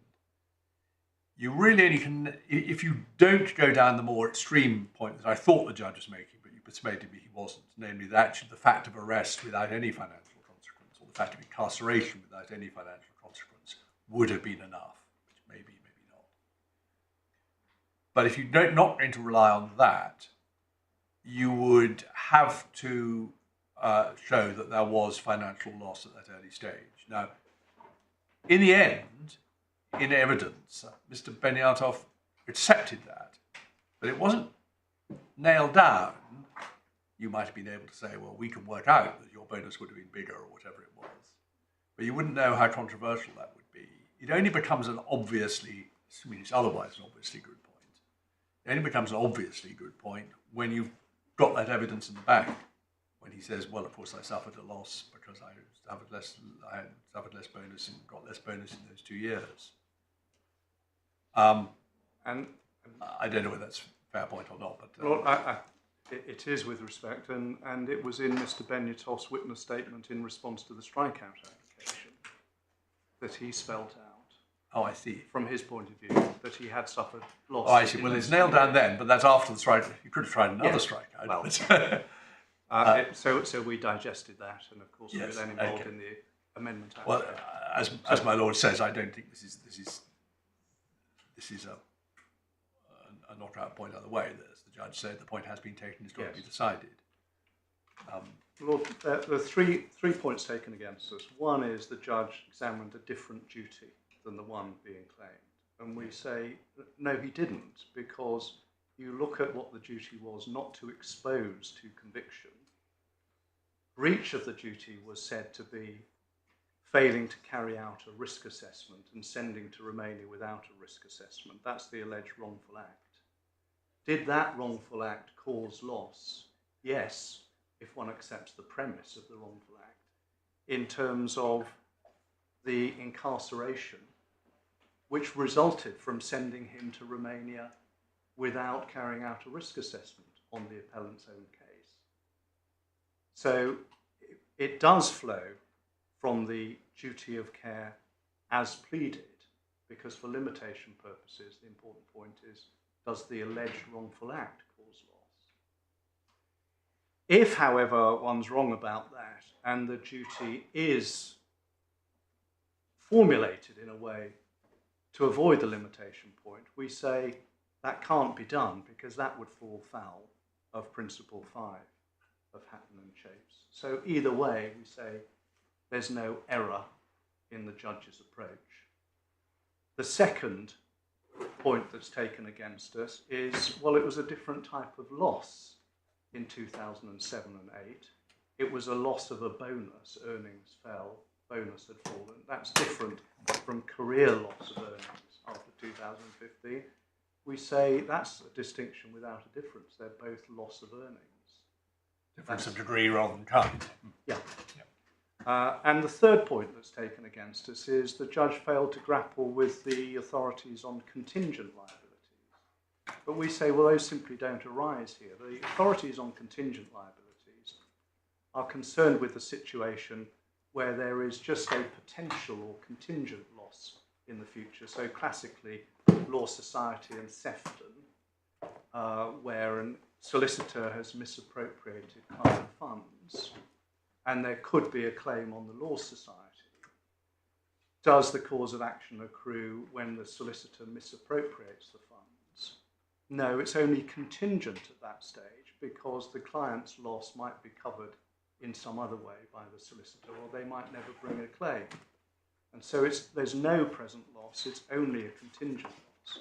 But that's to be contrasted with cases like NAP and EIG, where there is an actual loss, even if it's not the full extent of the loss suffered when the cause of action accrues. So the authorities on contingent liability are not relevant in circumstances where, on Mr. Benyatov's own evidence, he suffered an actual financial loss in 2007 and 2008. So we say for all of those reasons, the judge was right on limitation.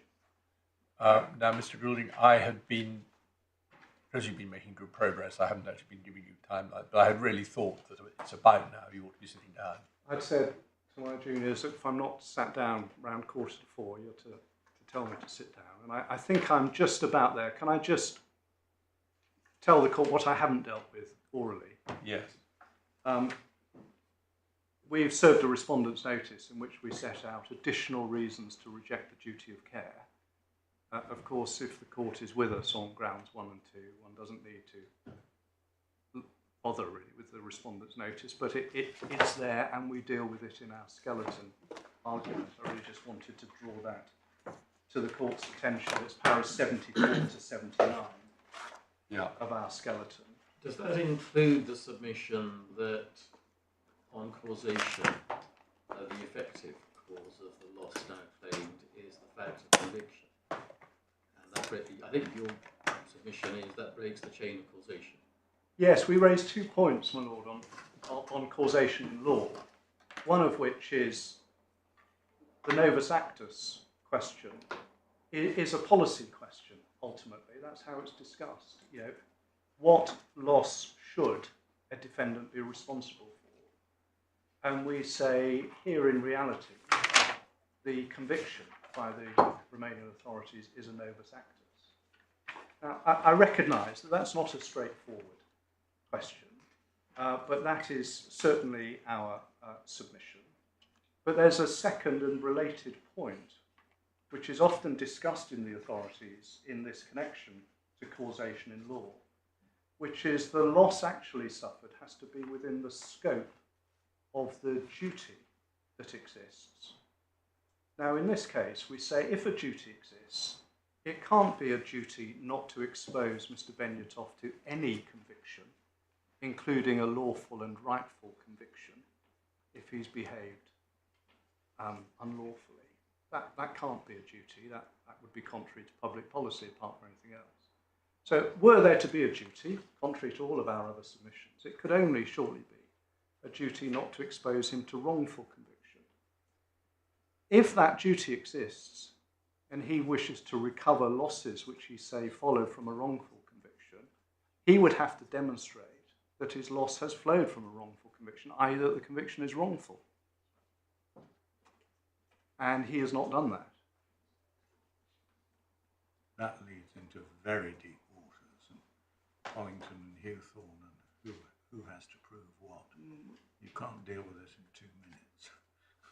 But sorry, I thought it was, I understood from Mr. Tumay that the case proceeded, I haven't followed this through formally because he said it effectively on the basis that this was a wrongful conviction,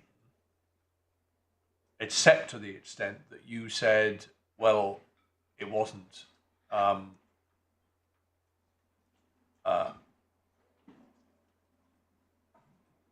not quite sure exactly how it went, but that this was a regular conviction which you haven't disproved, and the judge refused to go down that line.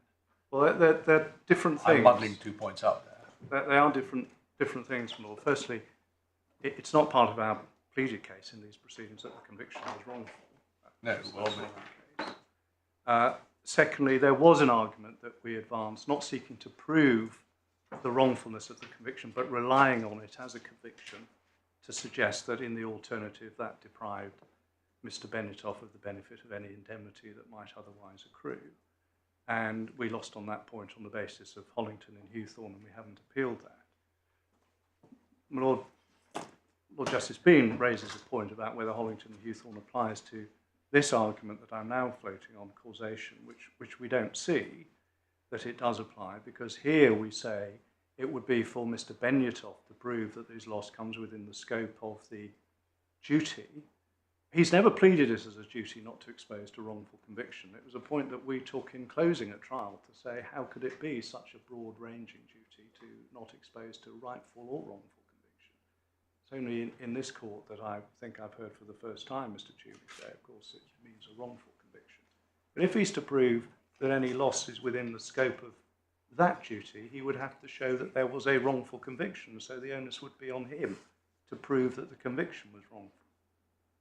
Lord, these are points we've taken in our respondent's notice. Well, I think we will. I will, tempting as it is to explore it, we can only, I think we've got to be strict about this. Yes.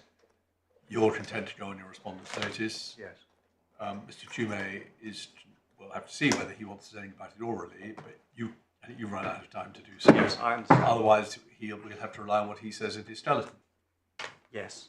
My Lord, the only other Which point... doesn't, in fact, expressly address the respondent's notice, but we were told that effectively all the points were covered. So. My Lord, the only other point I haven't dealt with is relief and causation, which Mr. Tumay raises in his skeleton. He says if he wins, this court can decide the causation issue in his favour.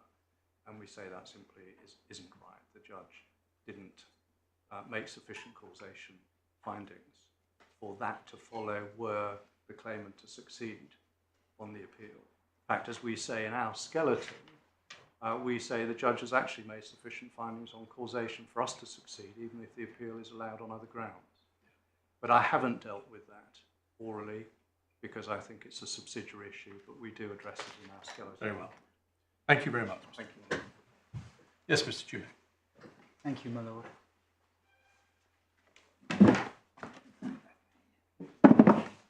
Well, so that Mr. Tumay can deal with this if he wishes to do so, Your Lordship asked for a list of references where the judge uses the language of knew or ought to be, or ought to have known. Thank you. Could I just, there are 6 of them in the judgment.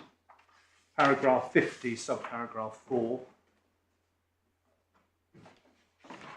Paragraph 166. Yeah. 173, subpara 1. 179. Yeah. 181 and 216. Thank you. Great.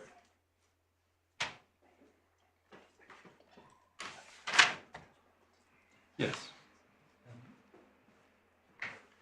Well, I'll just very quickly respond to that.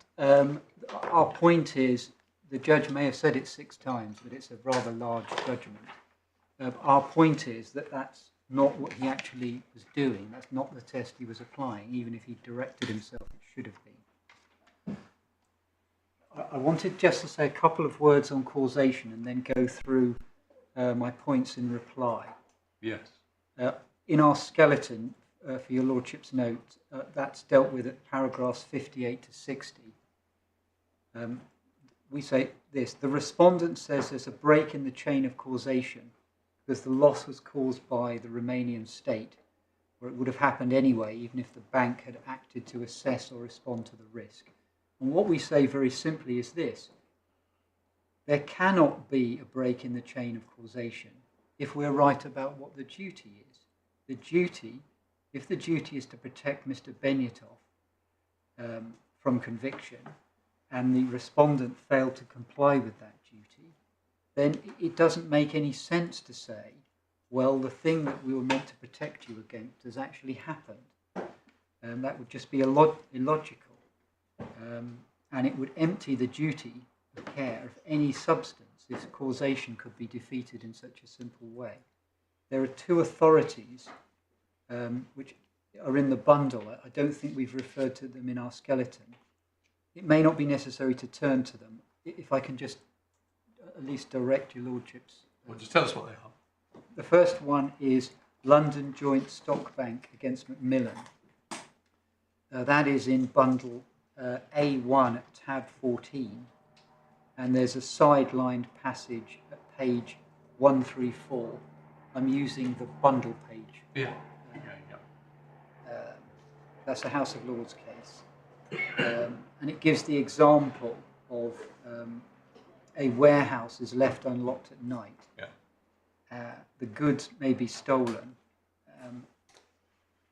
It says the fact that a crime is necessary to bring about the loss does not prevent it being the natural consequence of the carelessness.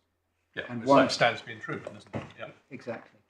And then there's a later, a much more recent case called Reeves and the Commissioner of Police from the Metropolis.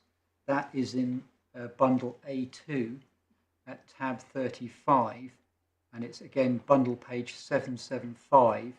The sidelined passage is quite a long passage. It's the bottom of that page where there's a letter H. That's Lord Hoffman saying it would make a nonsense of the existence of such a duty if the law were to hold that the occurrence of the very act which ought to have been prevented, negative causal connection between the breach of duty and loss. Yes.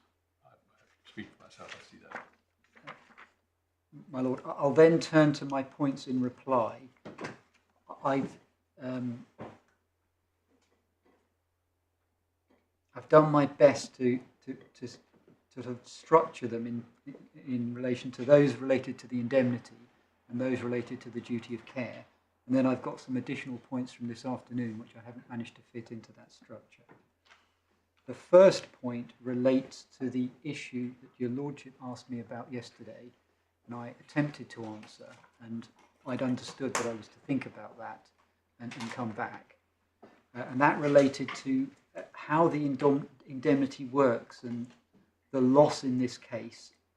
When is the loss suffered and how is it quantified, as I understood? Yes. And my answer to that is, first of all, to look at our pleading, which I'm afraid I'd forgotten to direct your Lordship to yesterday. That's in the core bundle at, it's paragraphs 53 and 56 of that. It's core bundle tab 12, page 271.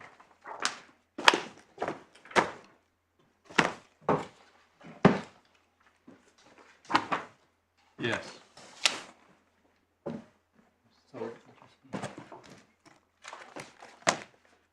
If I can ask your Lordship to look at the first of those paragraphs, which is 53, the way we plead it is as follows. This is the remedy we seek. In consequence of the foregoing breaches and so on, Mr. Benyatov has suffered and continues to suffer loss and damage, in respect of which he is entitled to indemnification and or damages. And then we set out how that might, some particulars of that, 53.1, 2 and sub 3.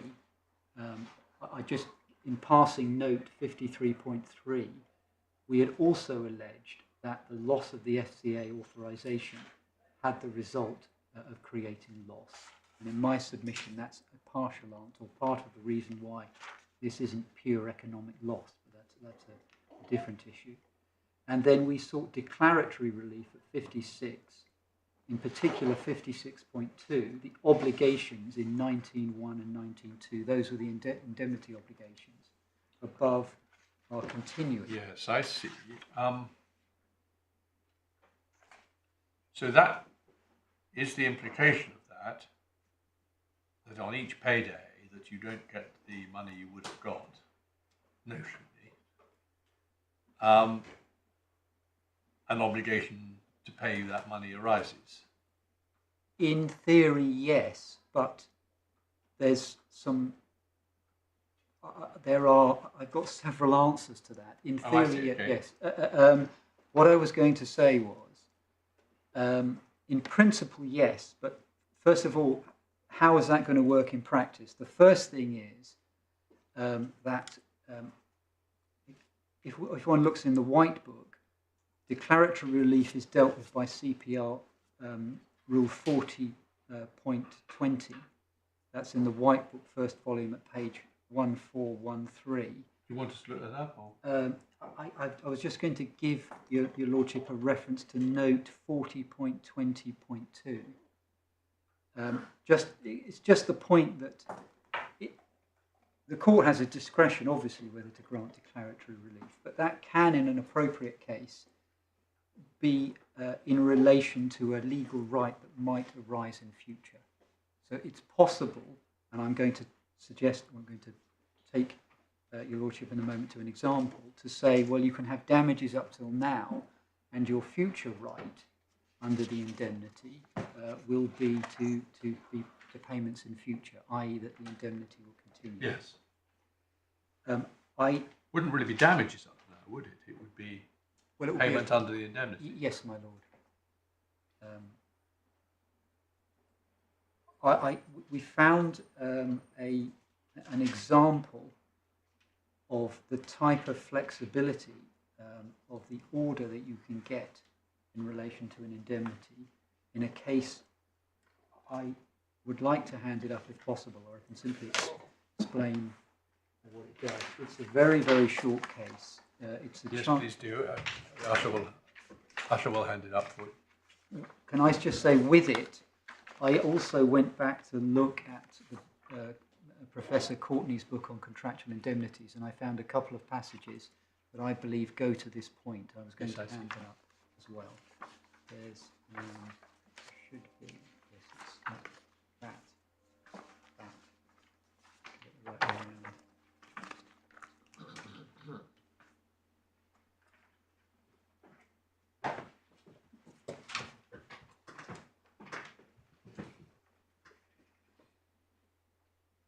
I imagine Mr. Gould and his team had these before.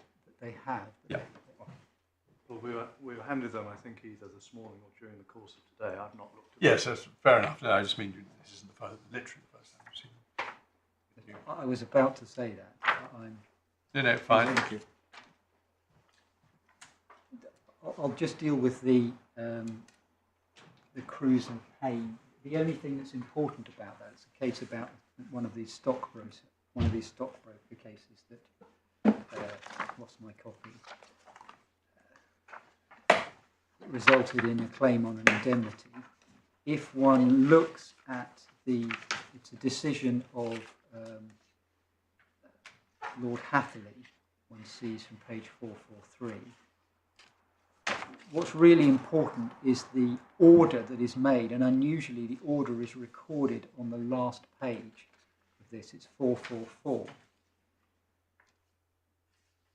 And that is precisely very similar to the sort of order that we envisaged from our pleaded case, because there were remaining losses that might accrue in the future under the indemnity, and therefore the order was that they were... Where do I see the order? The order is on the last page. Yes, where? Oh, at the bottom. I see it in the smaller type. Yes, yes. His Okay, Lordship... Should we just read that? Yes, please.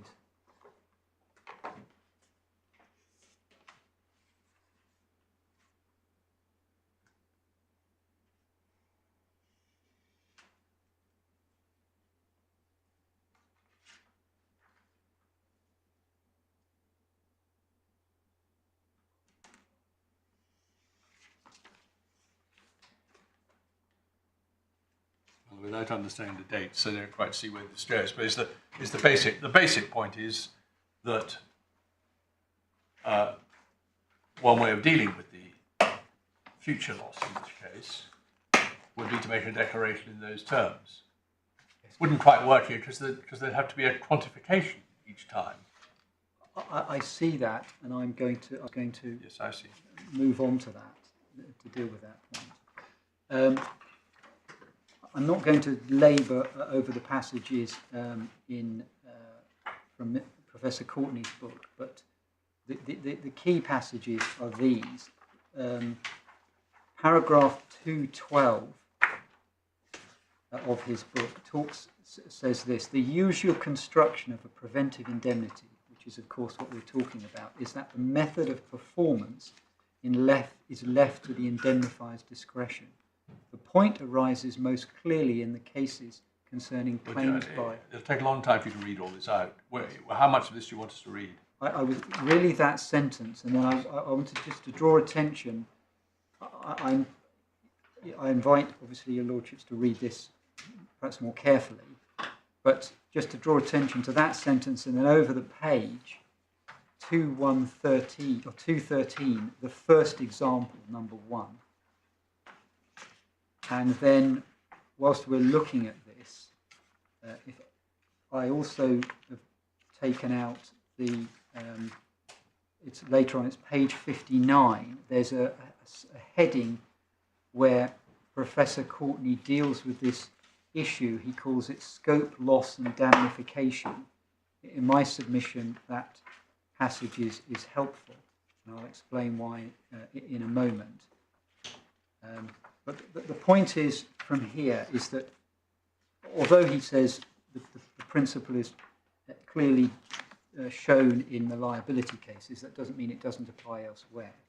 And the point is that where the indemnity arises, in principle, it's up to the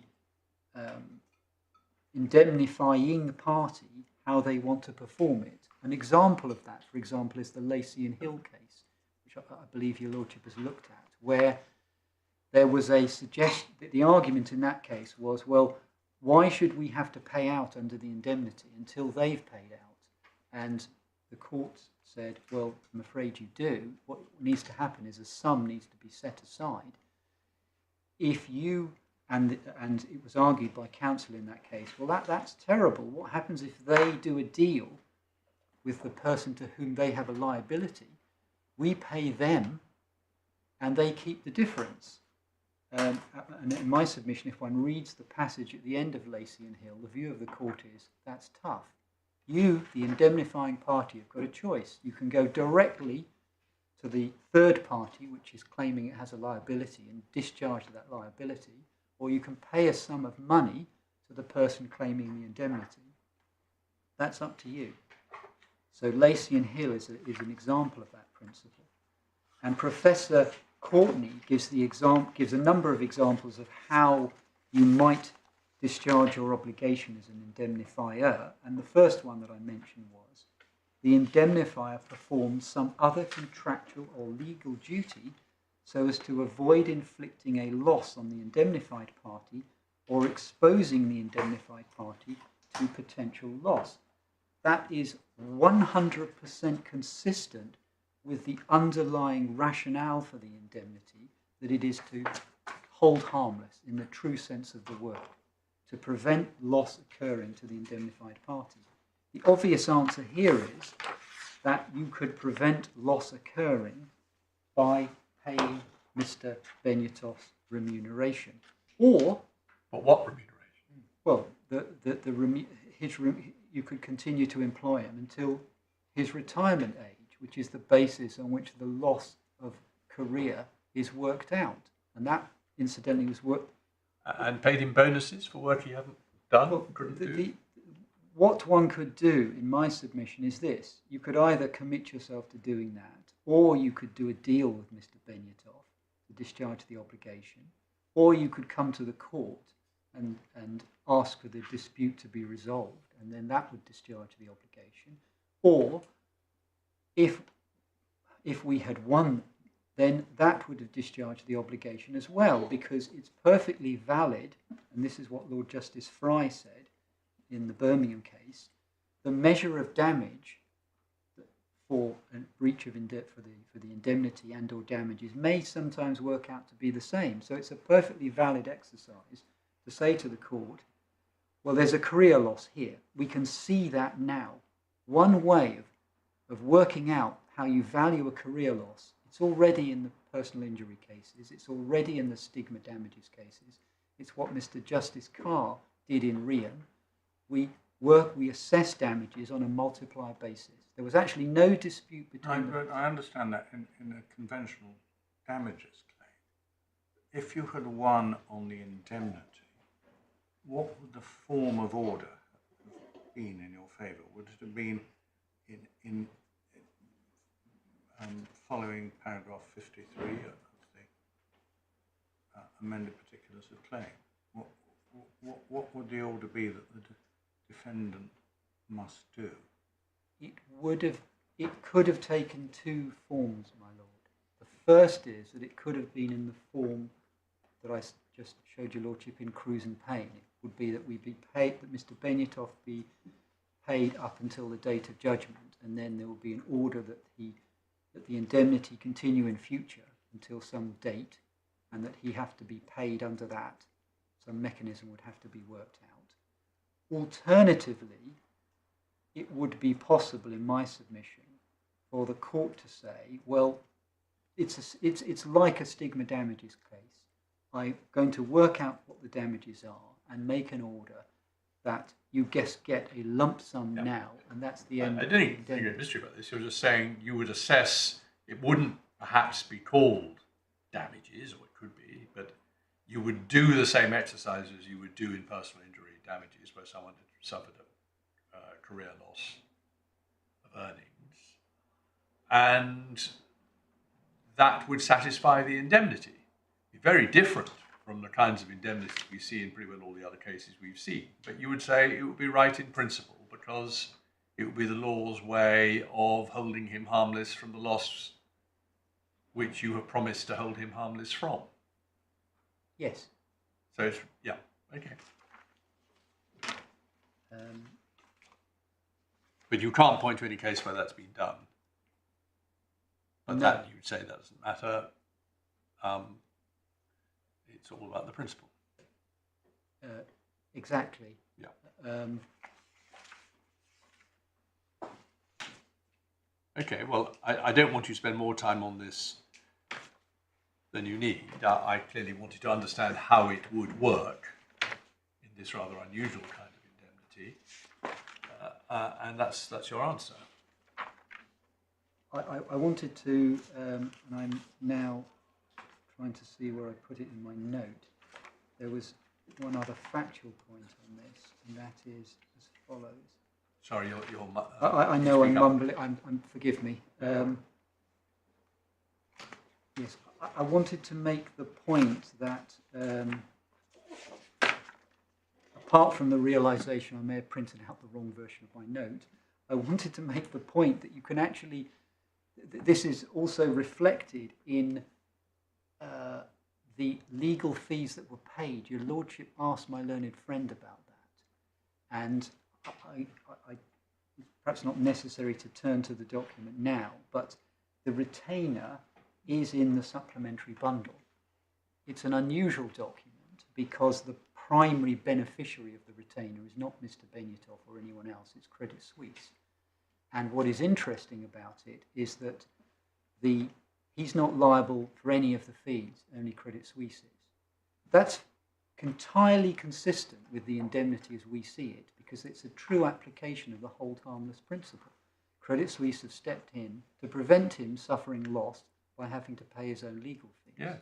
But the point for the present purpose is this, is that at the time the retainer is entered into, you don't, the legal fees, in most of the cases we've looked at, the legal fees have been incurred, and so it's a sum being reimbursed. At the time the retainer is entered into, the legal fees are one doesn't know what they're going to be in future. Mr. Goulding has explained how huge they've been, but the retainer is still on foot. There are fees going to be paid in the future. Nobody knows what they are, but that doesn't stop them being paid under the retainer. So it's just an illustration in my submission of how in practice, at least in one respect, that is what is happening now. Yes, but they are, whenever they come in, liquidated sums. There's a bill with a number on it. I agree. I agree, but if one accepts my point that, if one accepts the point that the indemnity could cover loss of earnings, then those, if you are seeking the payment every year or whatever, those can be, once the loss has occurred, it's an ascertainable amount. It's the same kind of thing. I'll move on. My learned friend suggested yesterday that third-party interaction criterion was an additional limitation in our ever-changing case. I don't accept that characterization. The third-party interaction is an inherent part of the indemnity, and in any event, the point was extensively argued at the hearing before the deputy judge on the strikeout. I produced a note on it. So the suggestion that this is part of our ever-changing case is simply wrong. It's better language. I think I started talking about limitations. It's better to say there are components or elements of the right to be indemnified, and those are set out, for example, in the Halsbury extract that we looked at. For example, the employee has to be acting in obedience to instructions within their authority. The carrying out of the instructions has to be a material cause of the loss. That's something that I relied on the E&E costs in relation to. The employee must not be guilty of any wrongdoing or otherwise have forfeited the right by conduct. We saw that set out in the Halsbury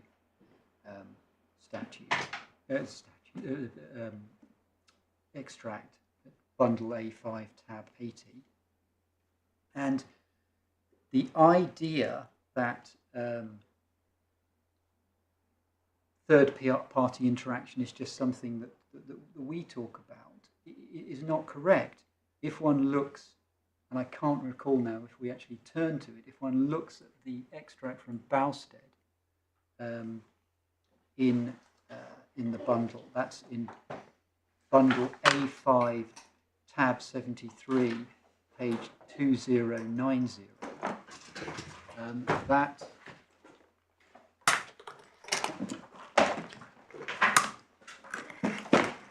does the same thing.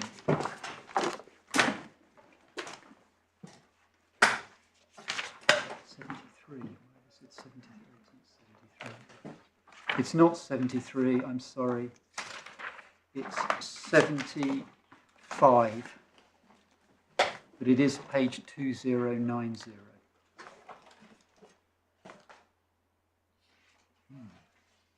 In my submission, the comment, the principle is set out at 7057, and there's a comment passage, paragraph 7058, that repays reading, because it suggests, for a start off, that perhaps the law isn't as clear as my learned friend suggests.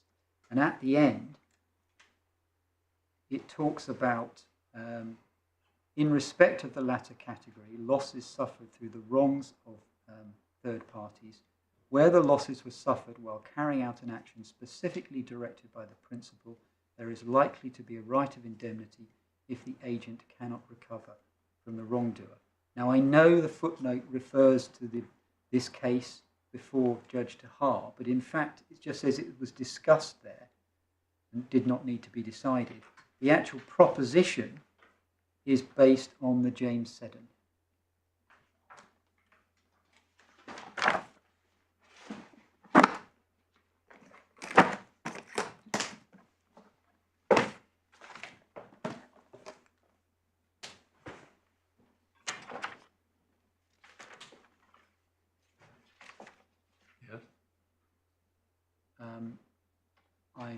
obviously now going to be extremely brisk. My Lord Singh yesterday asked my learned friend about why can't the common law develop in profound ways. And I think my learned friend referred to the Crossley case at paragraph 42. I just wanted to respond to that and say, if one reads that case, apart from the fact that it was another claim for a general duty to protect an employee's economic well-being, which this case isn't, paragraph 42, the discussion there was about the fact that the House of Lords had already said it wasn't appropriate to extend the law in that direction. And it was on that basis that there was this Crossley, the Court of Appeal was counselling caution on doing that because the House of Lords had already said we shouldn't be making great leaps in that area.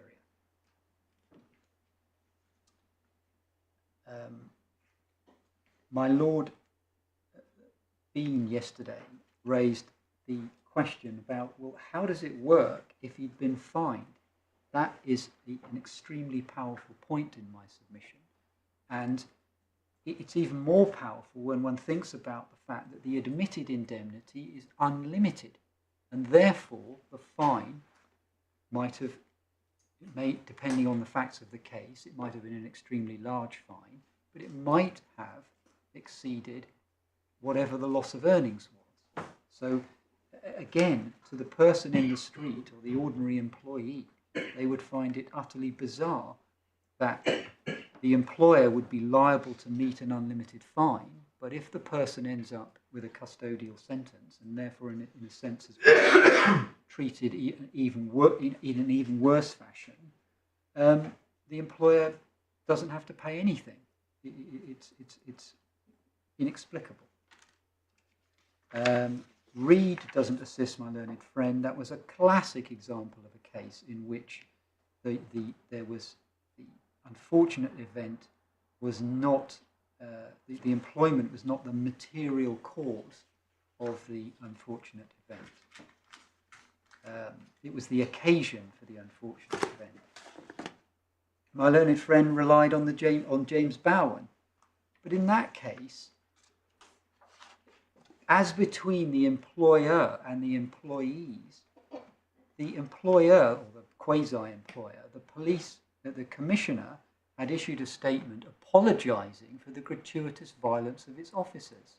Appreciate they were subsequently acquitted, but the point is, as far as the employer was concerned, they were gratuitously violent to the subject, to the subject person under arrest. So they couldn't have got an indemnity.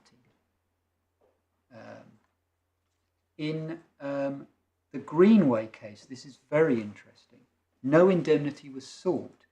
I direct, if I'm permitted to put it like this, please can I ask your lordships to look at paragraphs 39 to 40 of that case. It's bundle A3, tab 51, 1268. That's Lord Justice Sale's judgment in the court. Which bundle are we in? It's A3, 51, 1268. I know that.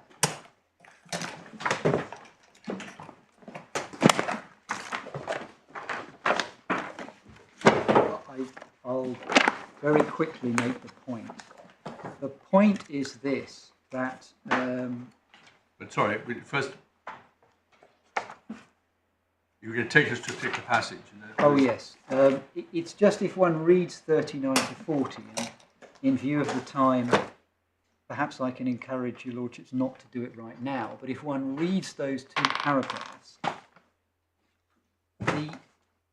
there was a collective agreement in force. It's also apparent from the headnote. There was a collective agreement in force which dealt with the situation whereby people were exposed to, I've forgotten what they call, the platinum salts and so on. So there was already a contractually agreed arrangement to deal with the loss event, as it were. And so in those circumstances, it's difficult to see how there could have been an implied indemnity, even if one had been sought which it was not.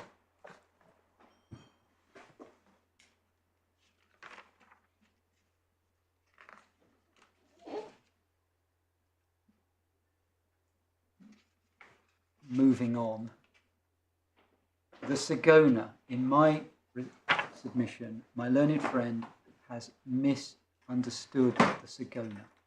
The issue of whether or not the order could have been given was a lawful order was not the issue in that case. That was a side issue that Mr. Justice Staunton was interested in. But the whole point of that case, and this is clear if one reads the pages 374 to 5 carefully, is that the master was given an order that wasn't manifestly unlawful as far as he was concerned. It was a classic example of a implied indemnity upon request. Carefully analysed, it was an order given in breach of the charter party, but that didn't matter. From the perspective of the owners, and the master is the agent of the owners, he was given an order which it was not manifestly unlawful to comply with, and he did. And as a result of complying with it, the loss of earnings was suffered, and the loss of earnings was an inability to hire out the ship. So it was a loss of earnings entirely comparable with this case, and my Lord Singh raised the point, well, it was a loss of earnings that was crystallised. That's absolutely correct. But it certainly wasn't a loss in the nature of a payment out or a liability to a third party. It was a loss that the owners suffered. And imagine this, it was only a couple of days. Imagine if the vessel had been arrested for a month. About 2 weeks into that, the owners had sought their indemnity and had some amazingly quick court procedure. They could have sought the 2 weeks loss of hire they'd suffered to date, and perhaps they knew that in 2 weeks' time, well, they didn't have to know when the arrest would end. They could ask for an order from the court that they be indemnified for that loss going into the future.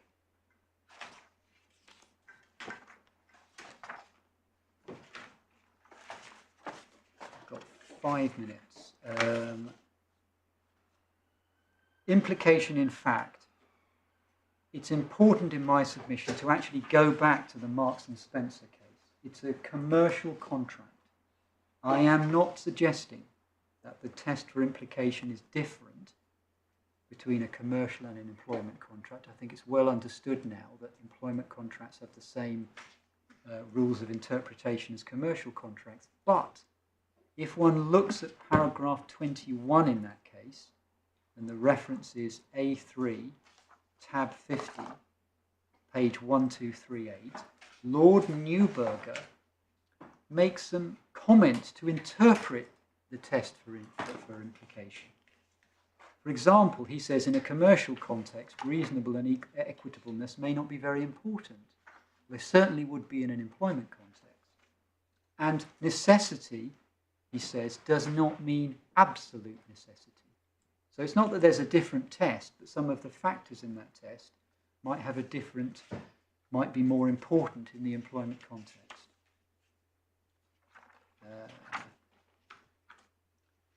The issue, we're on to the duty of care now. I'll be very, very brief on this.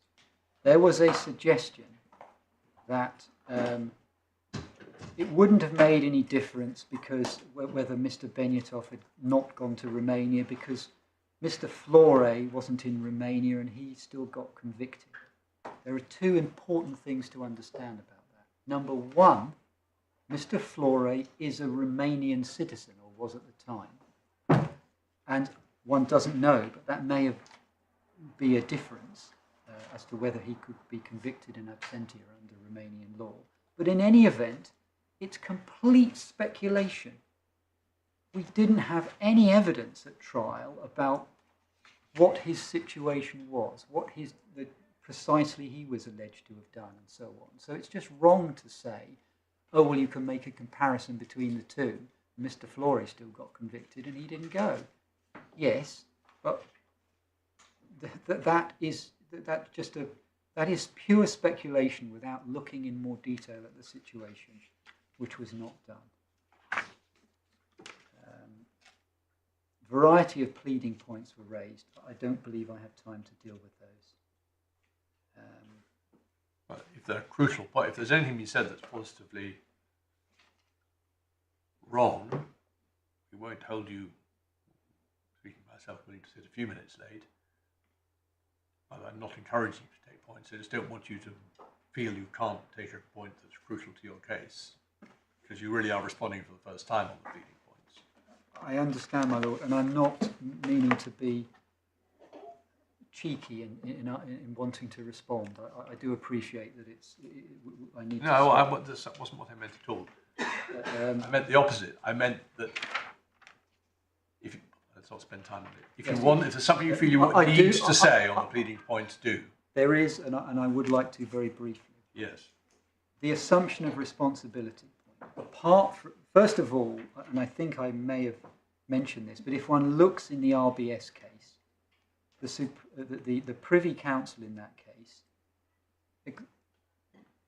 it took the point that assumption of responsibility had not been pleaded, but that didn't stop them. They still went on to look at, as I said, the assumed facts of that case.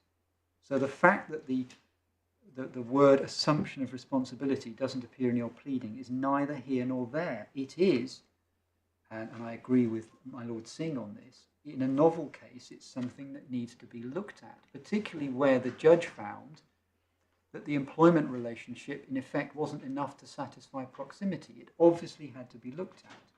But what my learned friend said was just wrong. We did not withdraw it. It's important to understand how the part of the RFI that he referred to didn't get used. And I'll do that. It would actually be helpful to have that open. It's, I think, Supplemental Bundle, tab 13. I've got this right. Yes, it's Supplemental Bundle, tab 13, at page 70. It is also worth, if you having to hand the copy of the amended particulars claim that was handed up this morning. We have. Yes. Deal with this efficiently. I will. The exercise of creating the amended particulars was one without parallel in my experience. There were 8 iterations, and the reason for that is as follows, and it's really in the colour-coded stuff at the top, and it leads to the RFI. After there had been 2 large requests for further information well before the strikeout, which had been fully answered. After the strikeout, a Deputy Judge Tahar made a very sensible, practical suggestion that it might be a good idea to try and produce a single document, because he was of the view that might be keep going. Yeah. So what happened was, we tried to do that, and that we had to do the consequential amendments. We wished to avoid interlocutory battles with the respondent because Mr. Benyatov couldn't afford those. So we did our best to take as much material as we could from the RFIs and put them into the particulars. We did not apparently do, on this one sentence, a perfect job, but it doesn't matter. So that I don't call that a withdrawal. Second of all, if one looks at the supplemental bundle, page I just corrected your lordships to, this is page 70, request 14.1, the answer was referred to the assumption of responsibility by the defendant, but the final sentence of that said, Mr. Benyatov will rely on some or all of the facts set forth in response 1.1 above. So those facts were relied upon in support of assumption of responsibility. Those facts in response 1.1, that's the material that was moved to paragraph 25 of the amended particulars of claim. So those certainly weren't abandoned. So I don't accept there was a withdrawal, and it just seems to me a rather unfair point that the issue was clearly something that needed to be addressed. My Lord, I'm sorry that I've gone over. No. Those are my submissions. These things happen. Unless my lords have any point. No. Very well. Thank you. And particularly in a case like this, those behind you for all the work that you have done on this case, and not only those behind you, but those behind them, particularly well presented bundles. Thank you. We will, of course, be reserving our judgments. They will be circulated in due course for the usual reasons. That is to say, to help us by identifying any typographical or other minor factual errors, but more importantly, so as to agree the terms of any consequential orders, and if you can't agree them, to submit short written submissions so that we can resolve those at the same time as final hand down. We have, I think, now a pared down list of addressees to whom the draft judgments will be sent. They will only be sent to those, and any further any further publication, any further copying, I should say, to clients or others who need to see them for the limited reasons identified in the Counsel and Counsel General and Wales case should be will be the responsibility of those to whom they've been sent by the court. Thank you very much indeed. Thank you. Thank you.